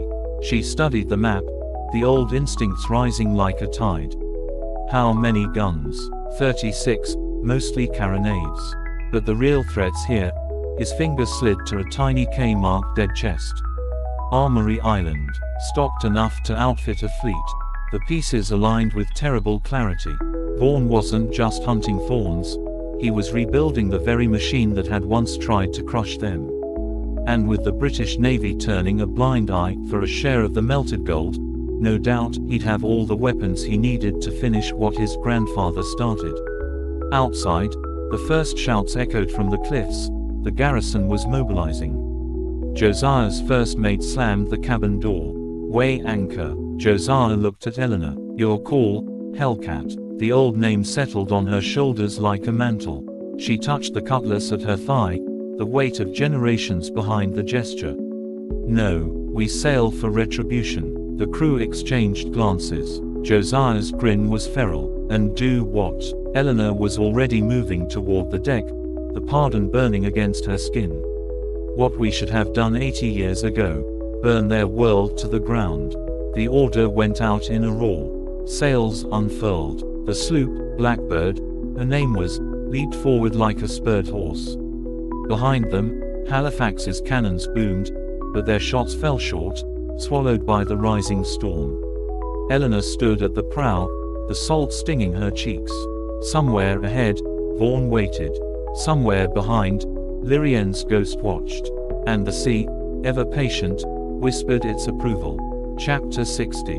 The fort at Retribution was every bit the monster Josiah had described.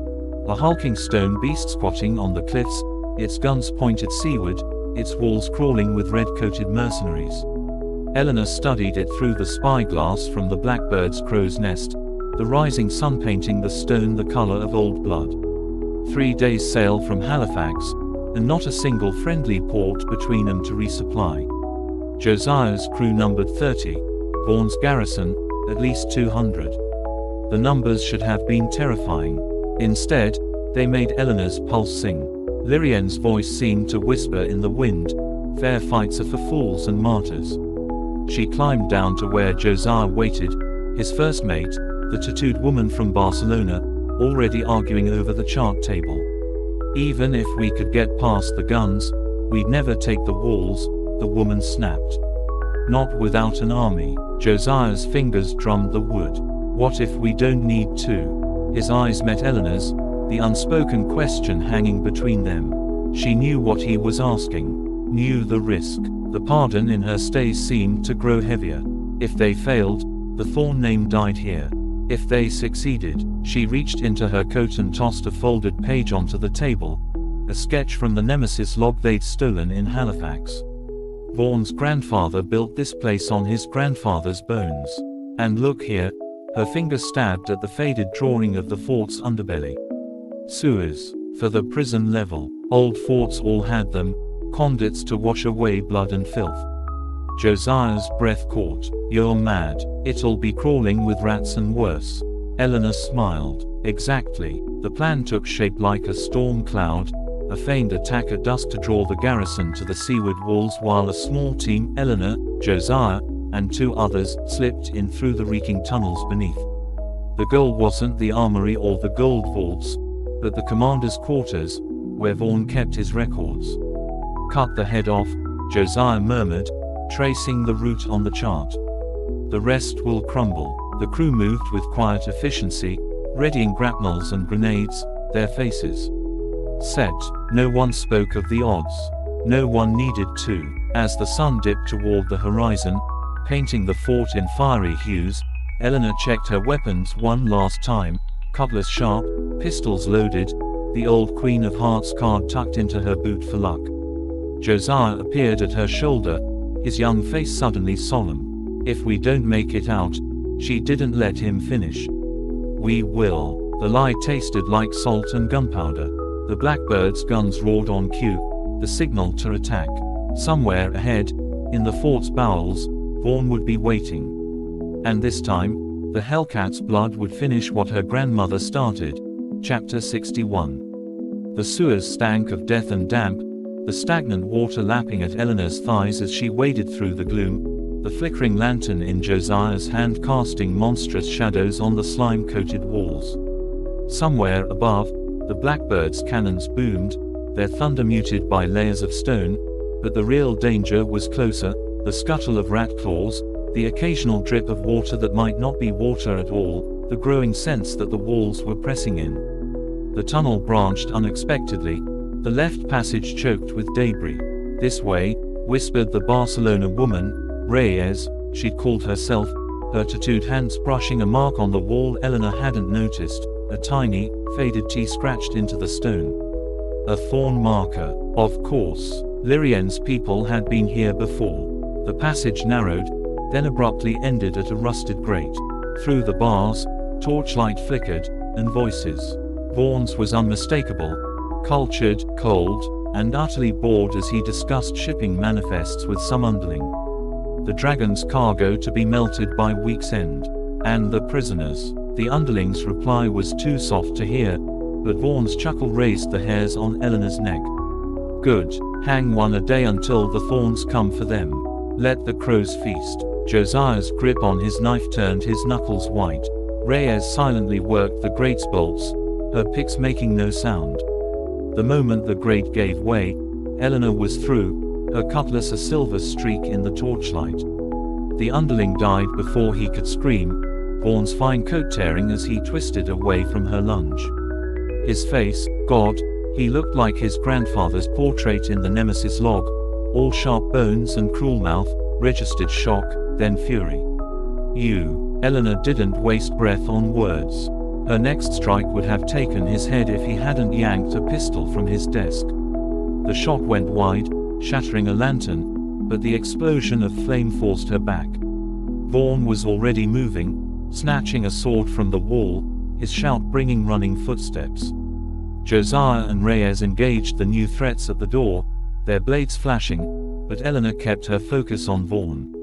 He fought like a man trained in London fencing schools, precise, elegant, and utterly unprepared for the dirty brawling style Lirienne had taught her granddaughter. When she kicked the desk into his knees, his parry faltered. When she threw a handful of ink into his eyes, he roared. And when her cutlass finally found his gut, the sound he made was almost childlike in its surprise. "This is for Marcus," she hissed, twisting the blade. "And this," the second thrust pierced his heart, "is for Lirienne." The fight left him in a rush, his body sliding off her steel to crumple on the fine Persian rug, his blood pooling around the fallen ledger pages. Josiah appeared at her side, his own blade dripping. The garrison's rallying. "We need to move." But Eleanor was already at Vaughan's desk, snatching up the ledger he'd been studying. The pages were a damning record. Shipments of gold, payments to bounty hunters, names of Thorne relatives across the colonies marked for termination. And at the bottom of the pile, a single sheet that made her breath stop, a letter from King George III himself, acknowledging the recent rediscovery of Marcus Thorne's pardon and ordering its immediate suppression for reasons of state. Josiah's curse was vicious. They knew. The whole fucking time, they knew. The thunder of boots in the hallway snapped them back to the present. Reyes was already at the window, her knife prying at the latch. "We go now." The escape was a blur of smoke and steel, through the window, down the outer walls with grappling hooks, into the waiting longboat where the Blackbird's remaining crew rode like demons. Behind them, the fort burned, its magazine ignited by the time charges, the explosion lighting up the night like a second sunrise. Eleanor clutched the ledger to her chest, the weight of generations pressing down on her. It wasn't over. It would never be over. But as the Blackbird caught the wind and leaped toward the horizon, the Queen of Hearts card still safe in her boot, she allowed herself one moment to look back at the flames and smile. Chapter 62. The ledger's secret spread like wildfire, copied, distributed, smuggled into every major port from Boston to Barbados by Thorne sympathizers and anti-royalists alike. The scandal rocked the British Empire to its core, a peer's pardon suppressed, a family outlawed for generations under false pretenses, a fortune in seized assets laundered through naval coffers. By the time Eleanor and Josiah docked in Philadelphia 6 weeks later, the newspapers were already calling it the Thorne Affair, and Parliament was in an uproar.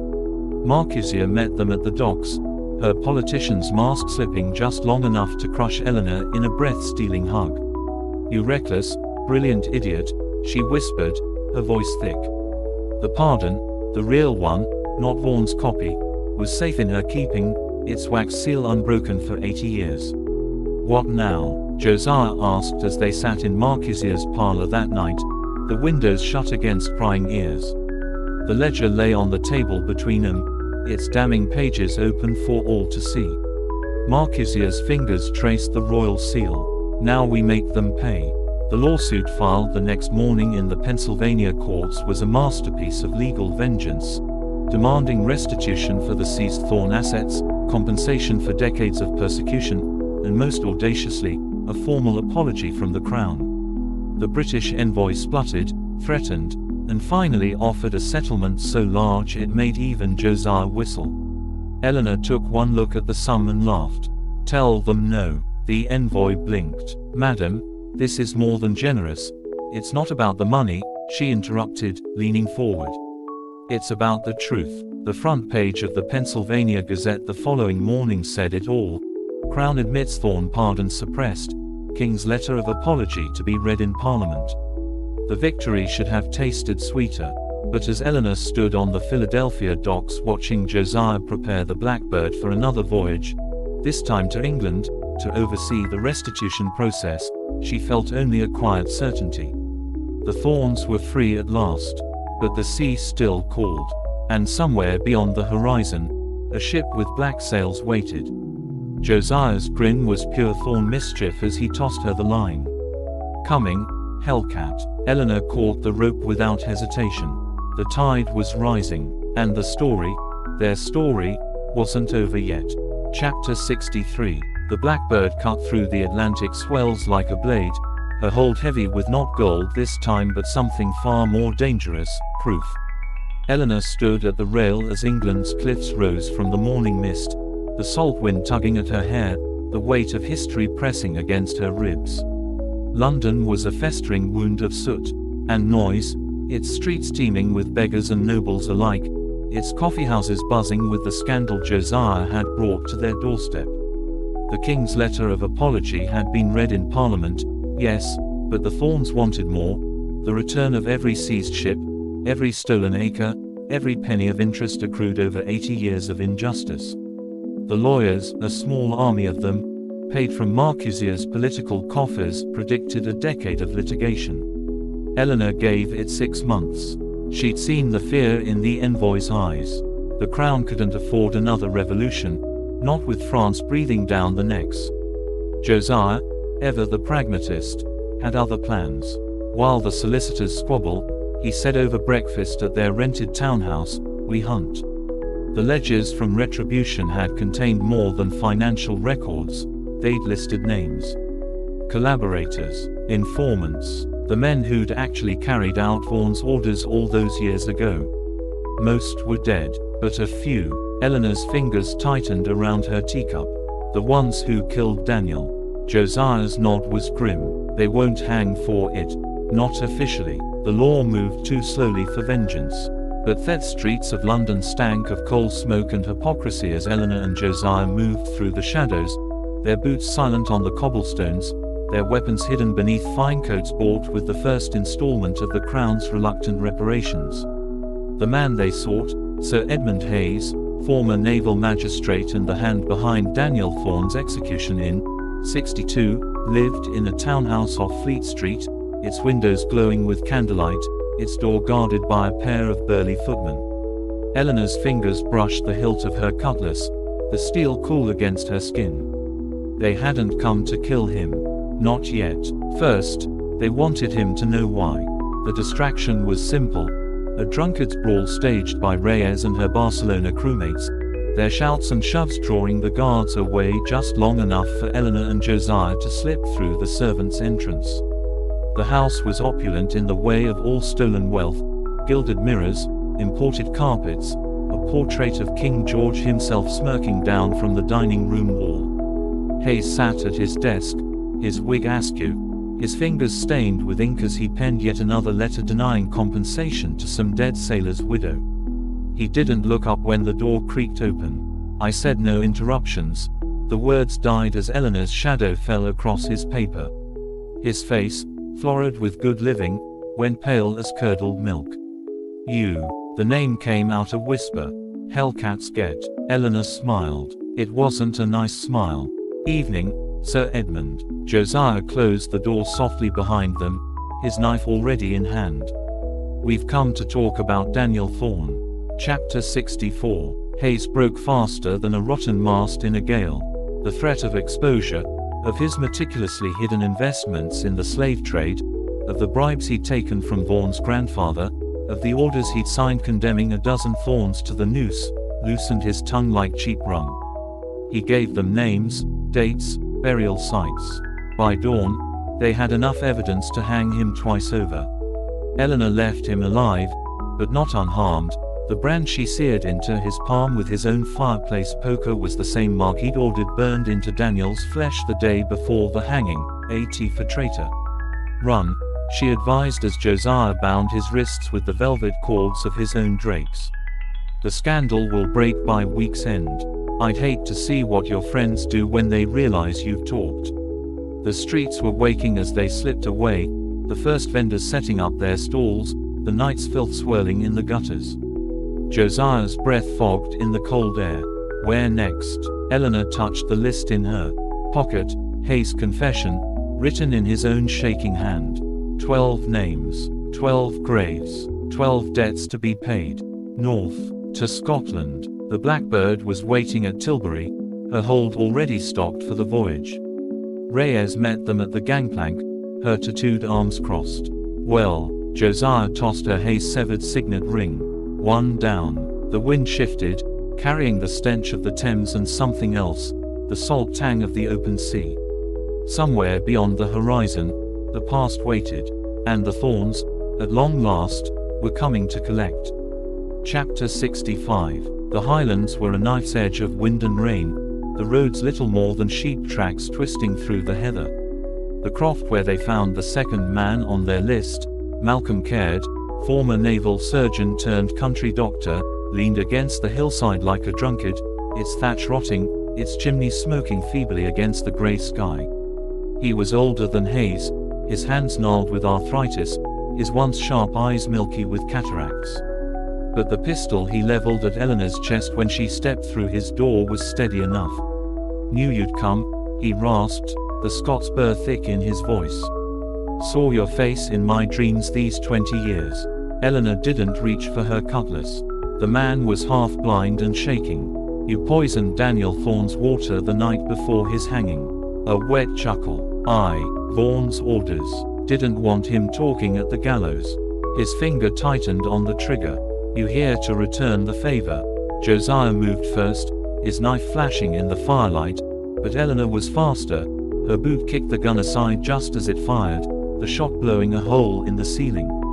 Thatch rained down like confetti. Caird wheezed, his chest heaving.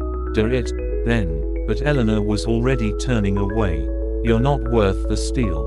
They left him alive in his crumbling house, the wind howling through the holes in his roof, the bottle of arsenic he'd kept for his own use sitting conspicuously on the table. Let him choose. The third name took them to a fishing village in Cornwall, the fourth to a debtor's prison in Marseille.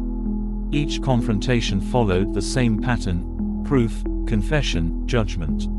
Some begged, some fought. One, a former Marine sergeant turned innkeeper in Brittany, actually laughed as Josiah ran him through.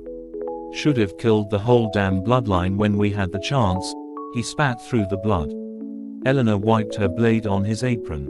"You tried." By the time they reached the sixth name, a ship's chaplain hiding in a Spanish monastery, the pattern had shifted. The man was already dead, his grave fresh, the letters under his cot confessing everything to his bishop. Eleanor burned them anyway. The sea, when they returned to the Blackbird, was restless, the waves choppy with the coming storm. Reyes leaned on the rail, watching them row back. "Well," Josiah held up the chaplain's rosary. "One less." The wind carried the scent of salt and something else, smoke, maybe, or gunpowder. Somewhere ahead, the remaining names waited. And the Thornes, as ever, had a long memory. Chapter 66. Lisbon stank of fish and burnt sugar, its steep streets teeming with sailors and cutpurses. The seventh name on their list, Diogo Alvarez, former first mate of HMS Nemesis, had reinvented himself as a wine merchant, his sharp front all respectability, his cellars rumored to hold more than just port. Eleanor entered alone, playing the wealthy colonial widow while Josiah and Reyes watched the alleys. Alvarez was fat now, his beard oiled, his fingers glittering with rings as he poured her a sample. An exceptional vintage, Senhora. Eleanor swirled the blood-dark liquid.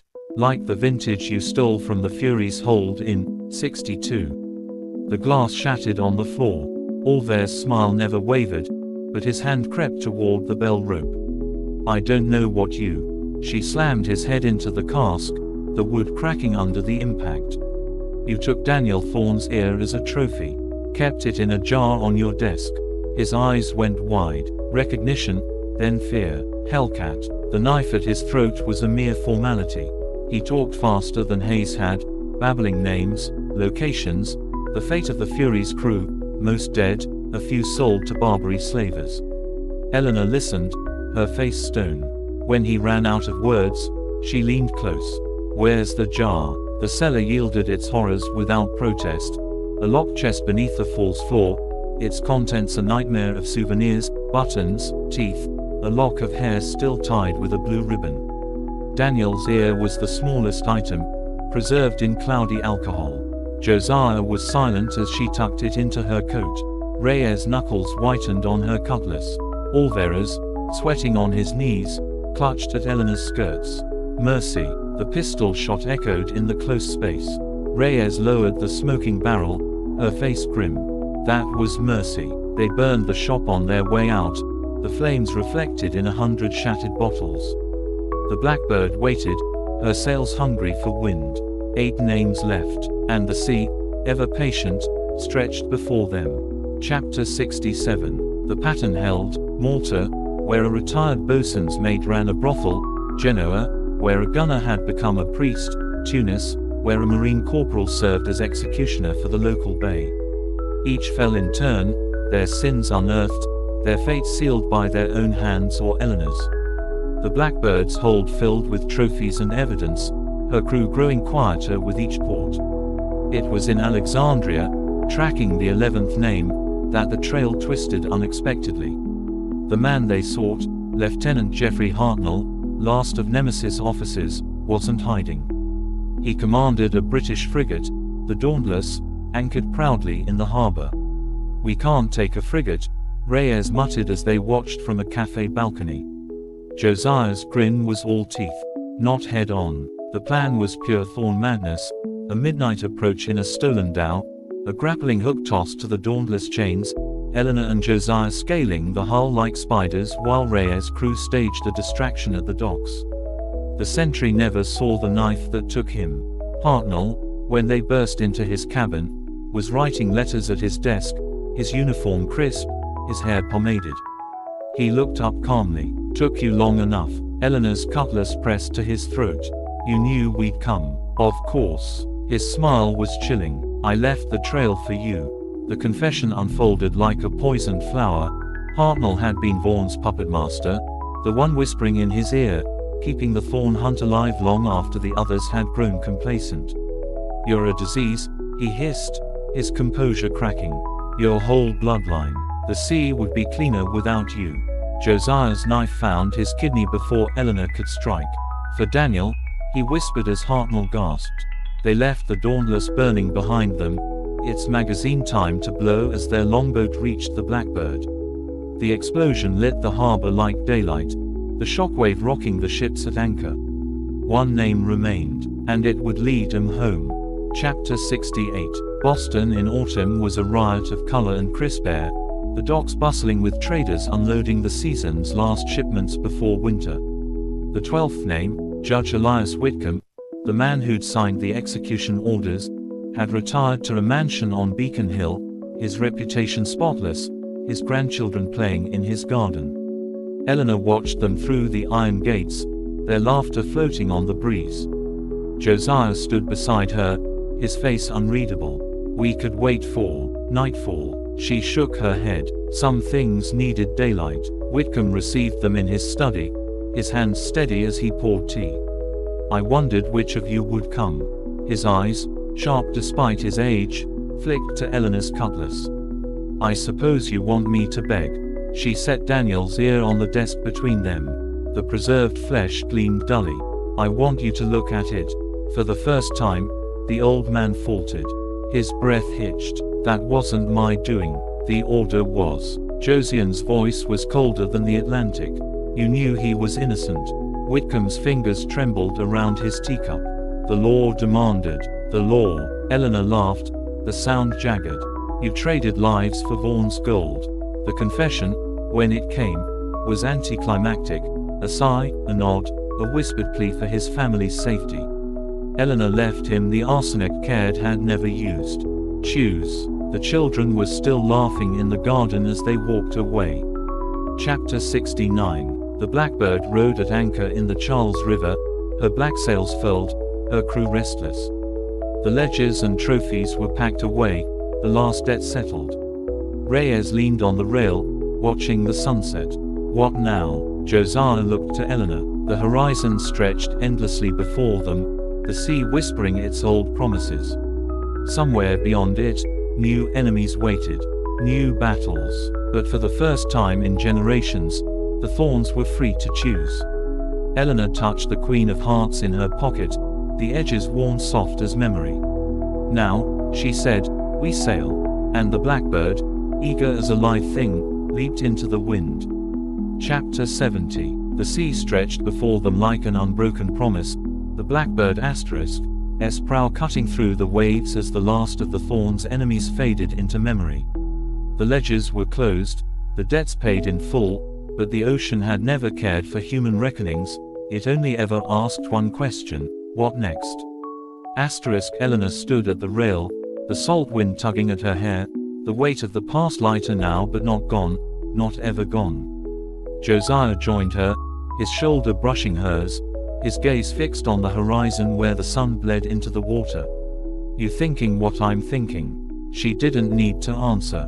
The Queen of Hearts card in her pocket was warm from her touch, the edges frayed but still sharp enough to draw blood if needed. Somewhere out there, new tyrants rose, new injustices festered, new battles waited to be fought. The Blackbird ***'s crew moved around them, their voices a low hum of anticipation, their hands already itching for the next fight. Reyes appeared at Eleanor's other side, her tattooed arms crossed, her smirk knowing. "So, where to, Hellcat?" Eleanor's smile was slow and fierce as the ship surged forward, the sails snapping full of wind. "Wherever the tide takes us." And the sea, ever restless, roared its approval. Chapter 71. The tide took them south first, to the sun-baked coasts of Spanish Florida, where whispers of a new slave fort being built near St. Augustine had reached even the farthest ports. The Blackbird ** slipped into the Matanzas River under cover of a moonless night, her hull scraping sand as they grounded her in the shallows. Eleanor led the landing party herself, her cutlass a familiar weight at her hip, Josiah's quiet footsteps at her back. The fort was half-built but already manned, its wooden palisades bristling with Spanish sentries. They moved like shadows through the sawgrass, close enough to hear the crack of whips, the muffled sobs of the enslaved workers driven to construct their own prison. Reyes' fingers tightened around her knife. "Bastards." Josiah's breath was hot against Eleanor's ear. "We hit tonight." She shook her head. "Not yet. First, they needed to know where the weak points were, where the gunpowder was stored, which guards were cruel and which were merely afraid." They withdrew as silently as they'd come, the plan already forming in Eleanor's mind. A fire here, a diversion there, and when the chaos was at its peak, the gates would fall. The Blackbird ***'s crew would be waiting with cutlasses and torches, ready to tear the place apart beam by beam.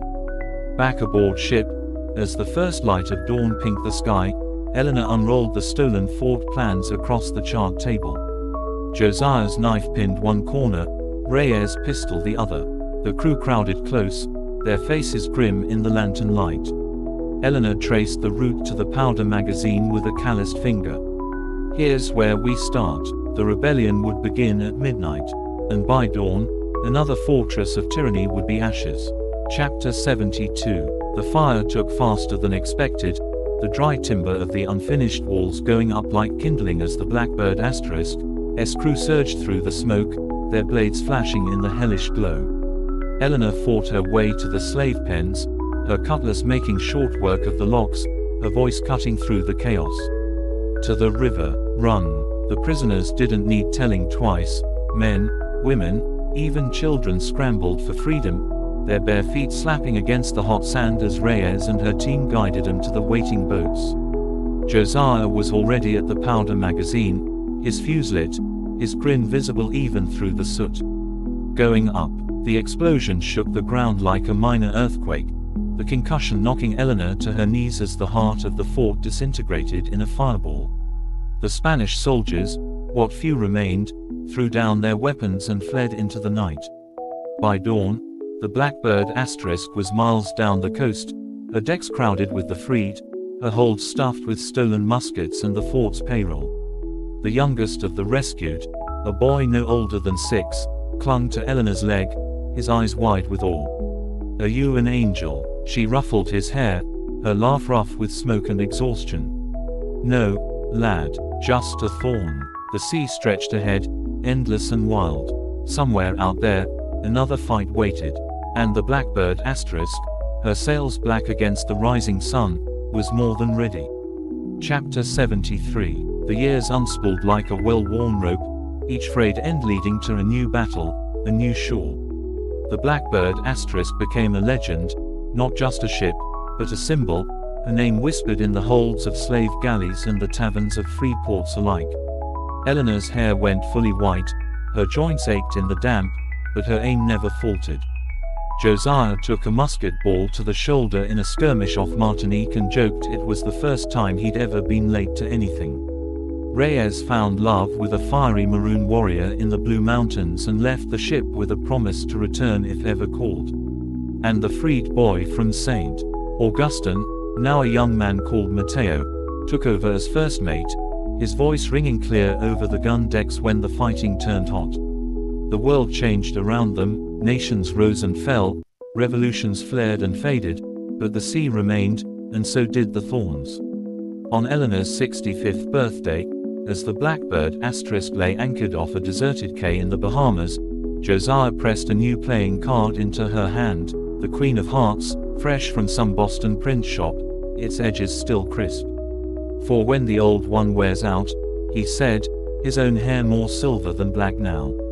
She tucked it beside the original in her pocket, the two queens back to back like sentinels. That night, as the crew celebrated with stolen rum and a bonfire on the beach, a familiar voice called from the darkness. Room for one more. Marcus stood at the tree line, her politician's gown traded for sea boots, her daughter, young Eleanor, now a woman grown, at her side. The reunion was all laughter and half-swallowed tears, the stories flowing as freely as the rum. By midnight, Marcus had shed her Boston manners and was dancing barefoot in the sand, her arm around Josiah's waist. Young Eleanor, Ellie, they called her, sat beside her grandmother, their shoulders touching as they watched the fire. "I brought you something," Ellie said, pulling a folded paper from her coat. The document was old but meticulously preserved, its wax seal cracked but still clinging. Eleanor's breath caught. The original pardon, Marcus Thorne's, the one that had started it all.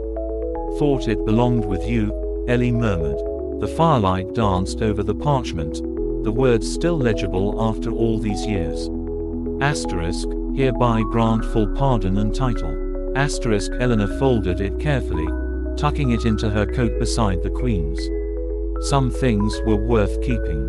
Some stories weren't over yet.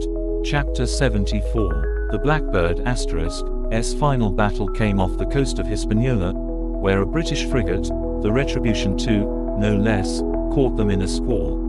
The fight was brutal, the ships locked together like battling stags, the guns roaring at point-blank range. Eleanor took a splinter to the thigh, Josiah a cutlass slash across his ribs, but they fought on, their crew rallying around them. The explosion came without warning, a stray spark finding the powder trail, the blast tearing through both ships in a fireball that lit the night like Judgment Day. Eleanor woke on a floating spar, the dawn painting the wreckage in gold and blood. Josiah clung to a nearby barrel, his face pale but his grip firm. Of the Blackbird *, nothing remained but flotsam. Of the Retribution *, even less.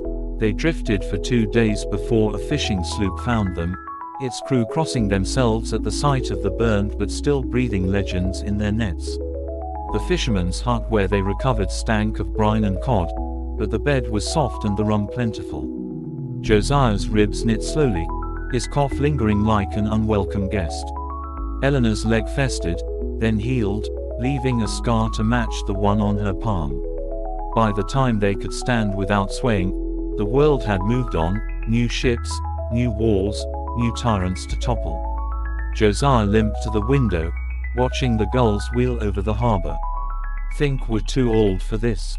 Eleanor joined him, her fingers brushing the queens in her pocket. "Never." The fisherman's daughter, a girl of 12 with sharp eyes and a sharper tongue, brought their meals and devoured their stories like sweets. On the morning they left, she pressed a clumsily carved wooden ship into Eleanor's hands.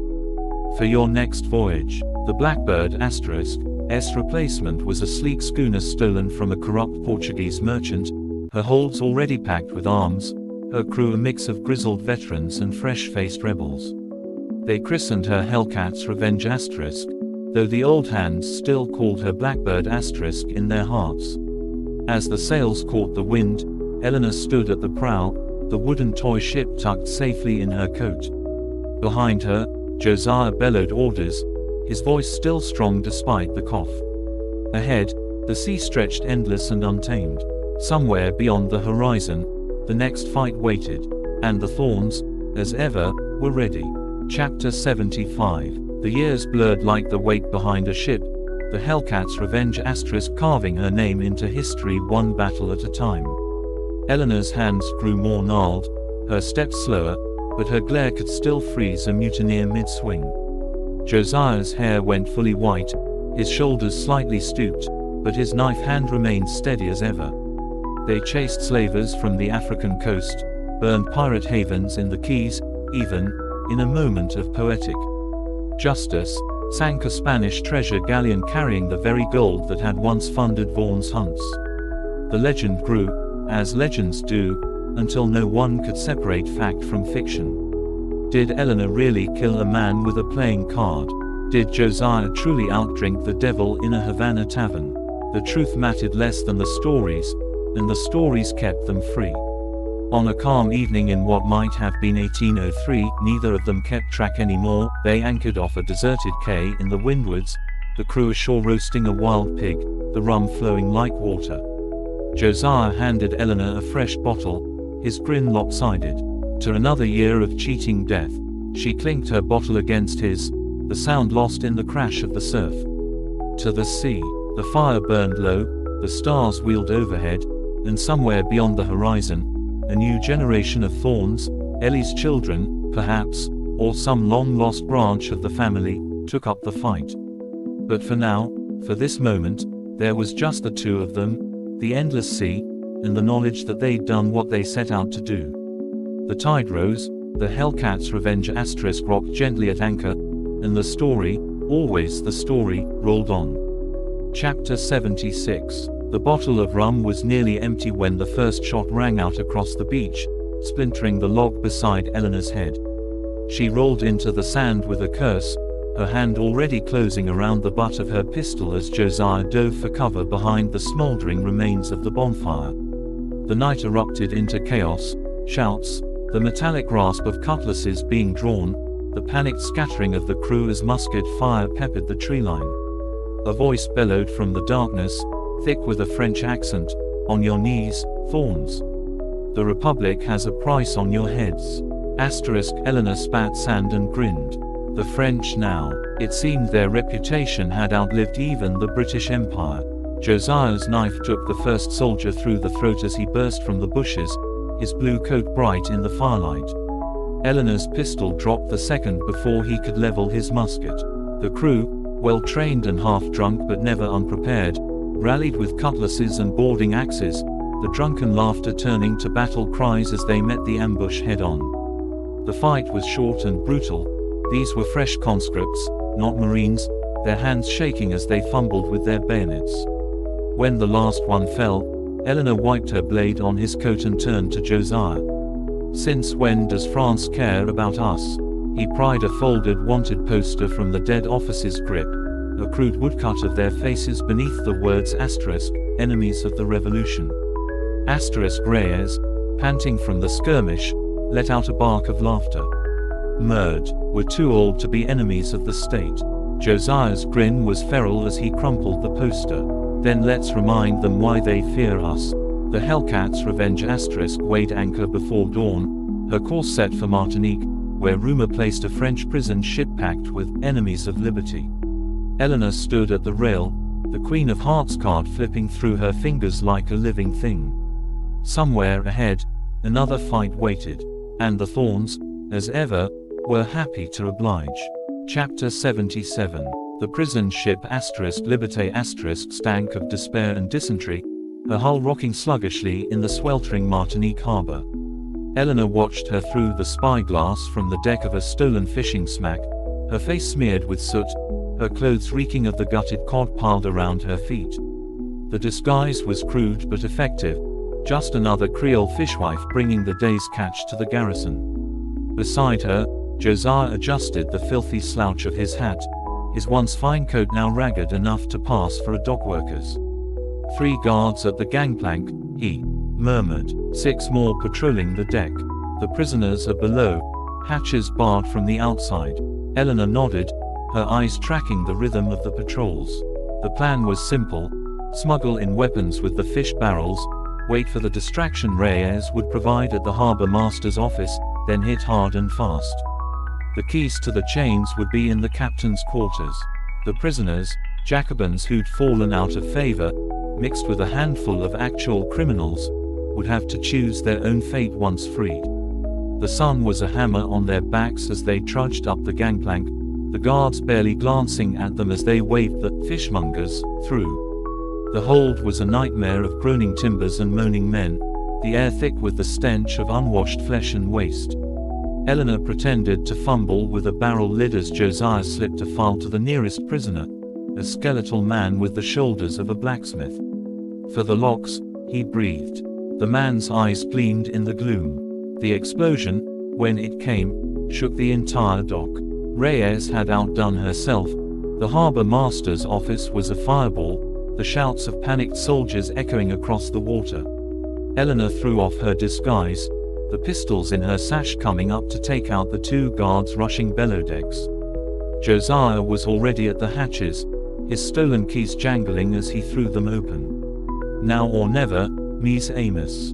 The prisoners surged up like a tide, their chains broken or ignored, their voices rising in a dozen languages. The French never knew what hit them. By dusk, the *Liberté* was a burning wreck in the harbor, her former captives scattered to the winds or joining the Hellcat's Revenge *'S crew, their thirst for vengeance not yet slaked. The blacksmith, who introduced himself as Henry, once a revolutionary, now just a man who hated tyrants, clasped Eleanor's hand as they rowed back to the ship. "Why?" he asked simply. She jerked her chin at the fading poster floating in the water, her own face staring back. "Because no one tells a thorn where to kneel." Chapter 78. The years blurred like the pages of a waterlogged logbook. Martinique became Haiti, where they ran guns to the rebel slaves. Haiti became New Orleans, where a young Andrew Jackson tried to press Josiah into service and earned a broken nose for his trouble. New Orleans became the Texas coast, where Spanish silver ships made fat targets. The Hellcat's Revenge * grew barnacles and legends in equal measure, her name whispered from Kingston to Campeche. Eleanor's bones ached in the damp, her hands stiffened with rheumatism, but her will remained iron. Josiah's cough worsened, his once booming voice reduced to a rasp, but his strategic mind stayed sharp as ever. They lost crew to battle and time, gained new ones from prisons and brothels and the odd idealistic runaway. The world changed around them, slavery abolished in some places, reinforced in others, empires rising and falling like the tides, but the sea remained, and so did the fight. The letter arrived in 09, delivered by a one-armed whaler in Nassau. The seal was familiar, Marcus's, though the hand that penned it was shakier than Eleanor remembered. "Ellie's boy is asking after his pirate ancestors. Thought you might like to meet him before I go." The paper crumpled in Eleanor's grip. Josiah, reading over her shoulder, let out a low whistle. "How old does that make us, exactly?" She threw a bottle at his head. He caught it, laughing. They set sail within the hour, the Hellcat's Revenge * turning her prow north for the first time in decades.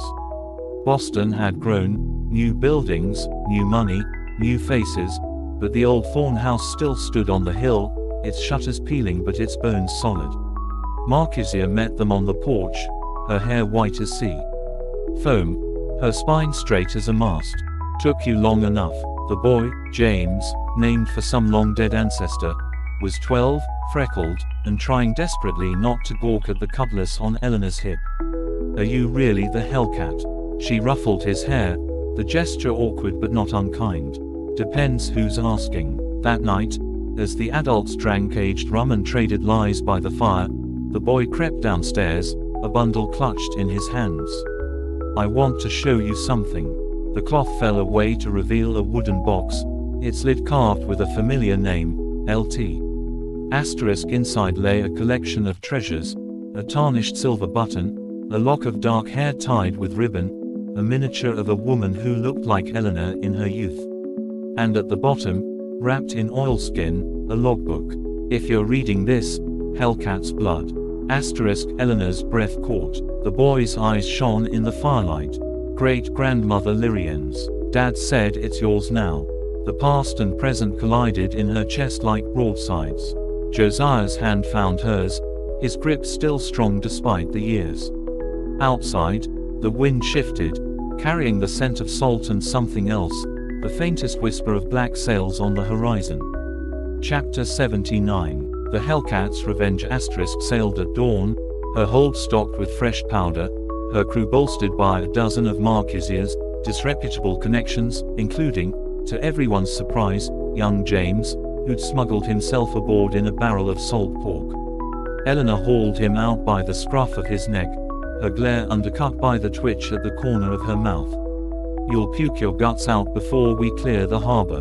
The boy squared his shoulders. "I'm a Thorne, and damn if he didn't sound like one." Josiah laughed until he coughed, then coughed until he had to sit down. The first week was rough. James did puke repeatedly, his land legs slow to find their sea balance, but he learned fast, his hands quick with knots, his mind quicker with numbers. By the time they reached the Carolinas, where rumors placed a slave ship bound for New Orleans, he could reef a sail and load a musket without supervision. The interception went smoothly, too smoothly, Eleanor thought, as they burned the slaver's hull and sent her crew swimming for shore. Something nagged at her, a sense of tides shifting just beyond sight.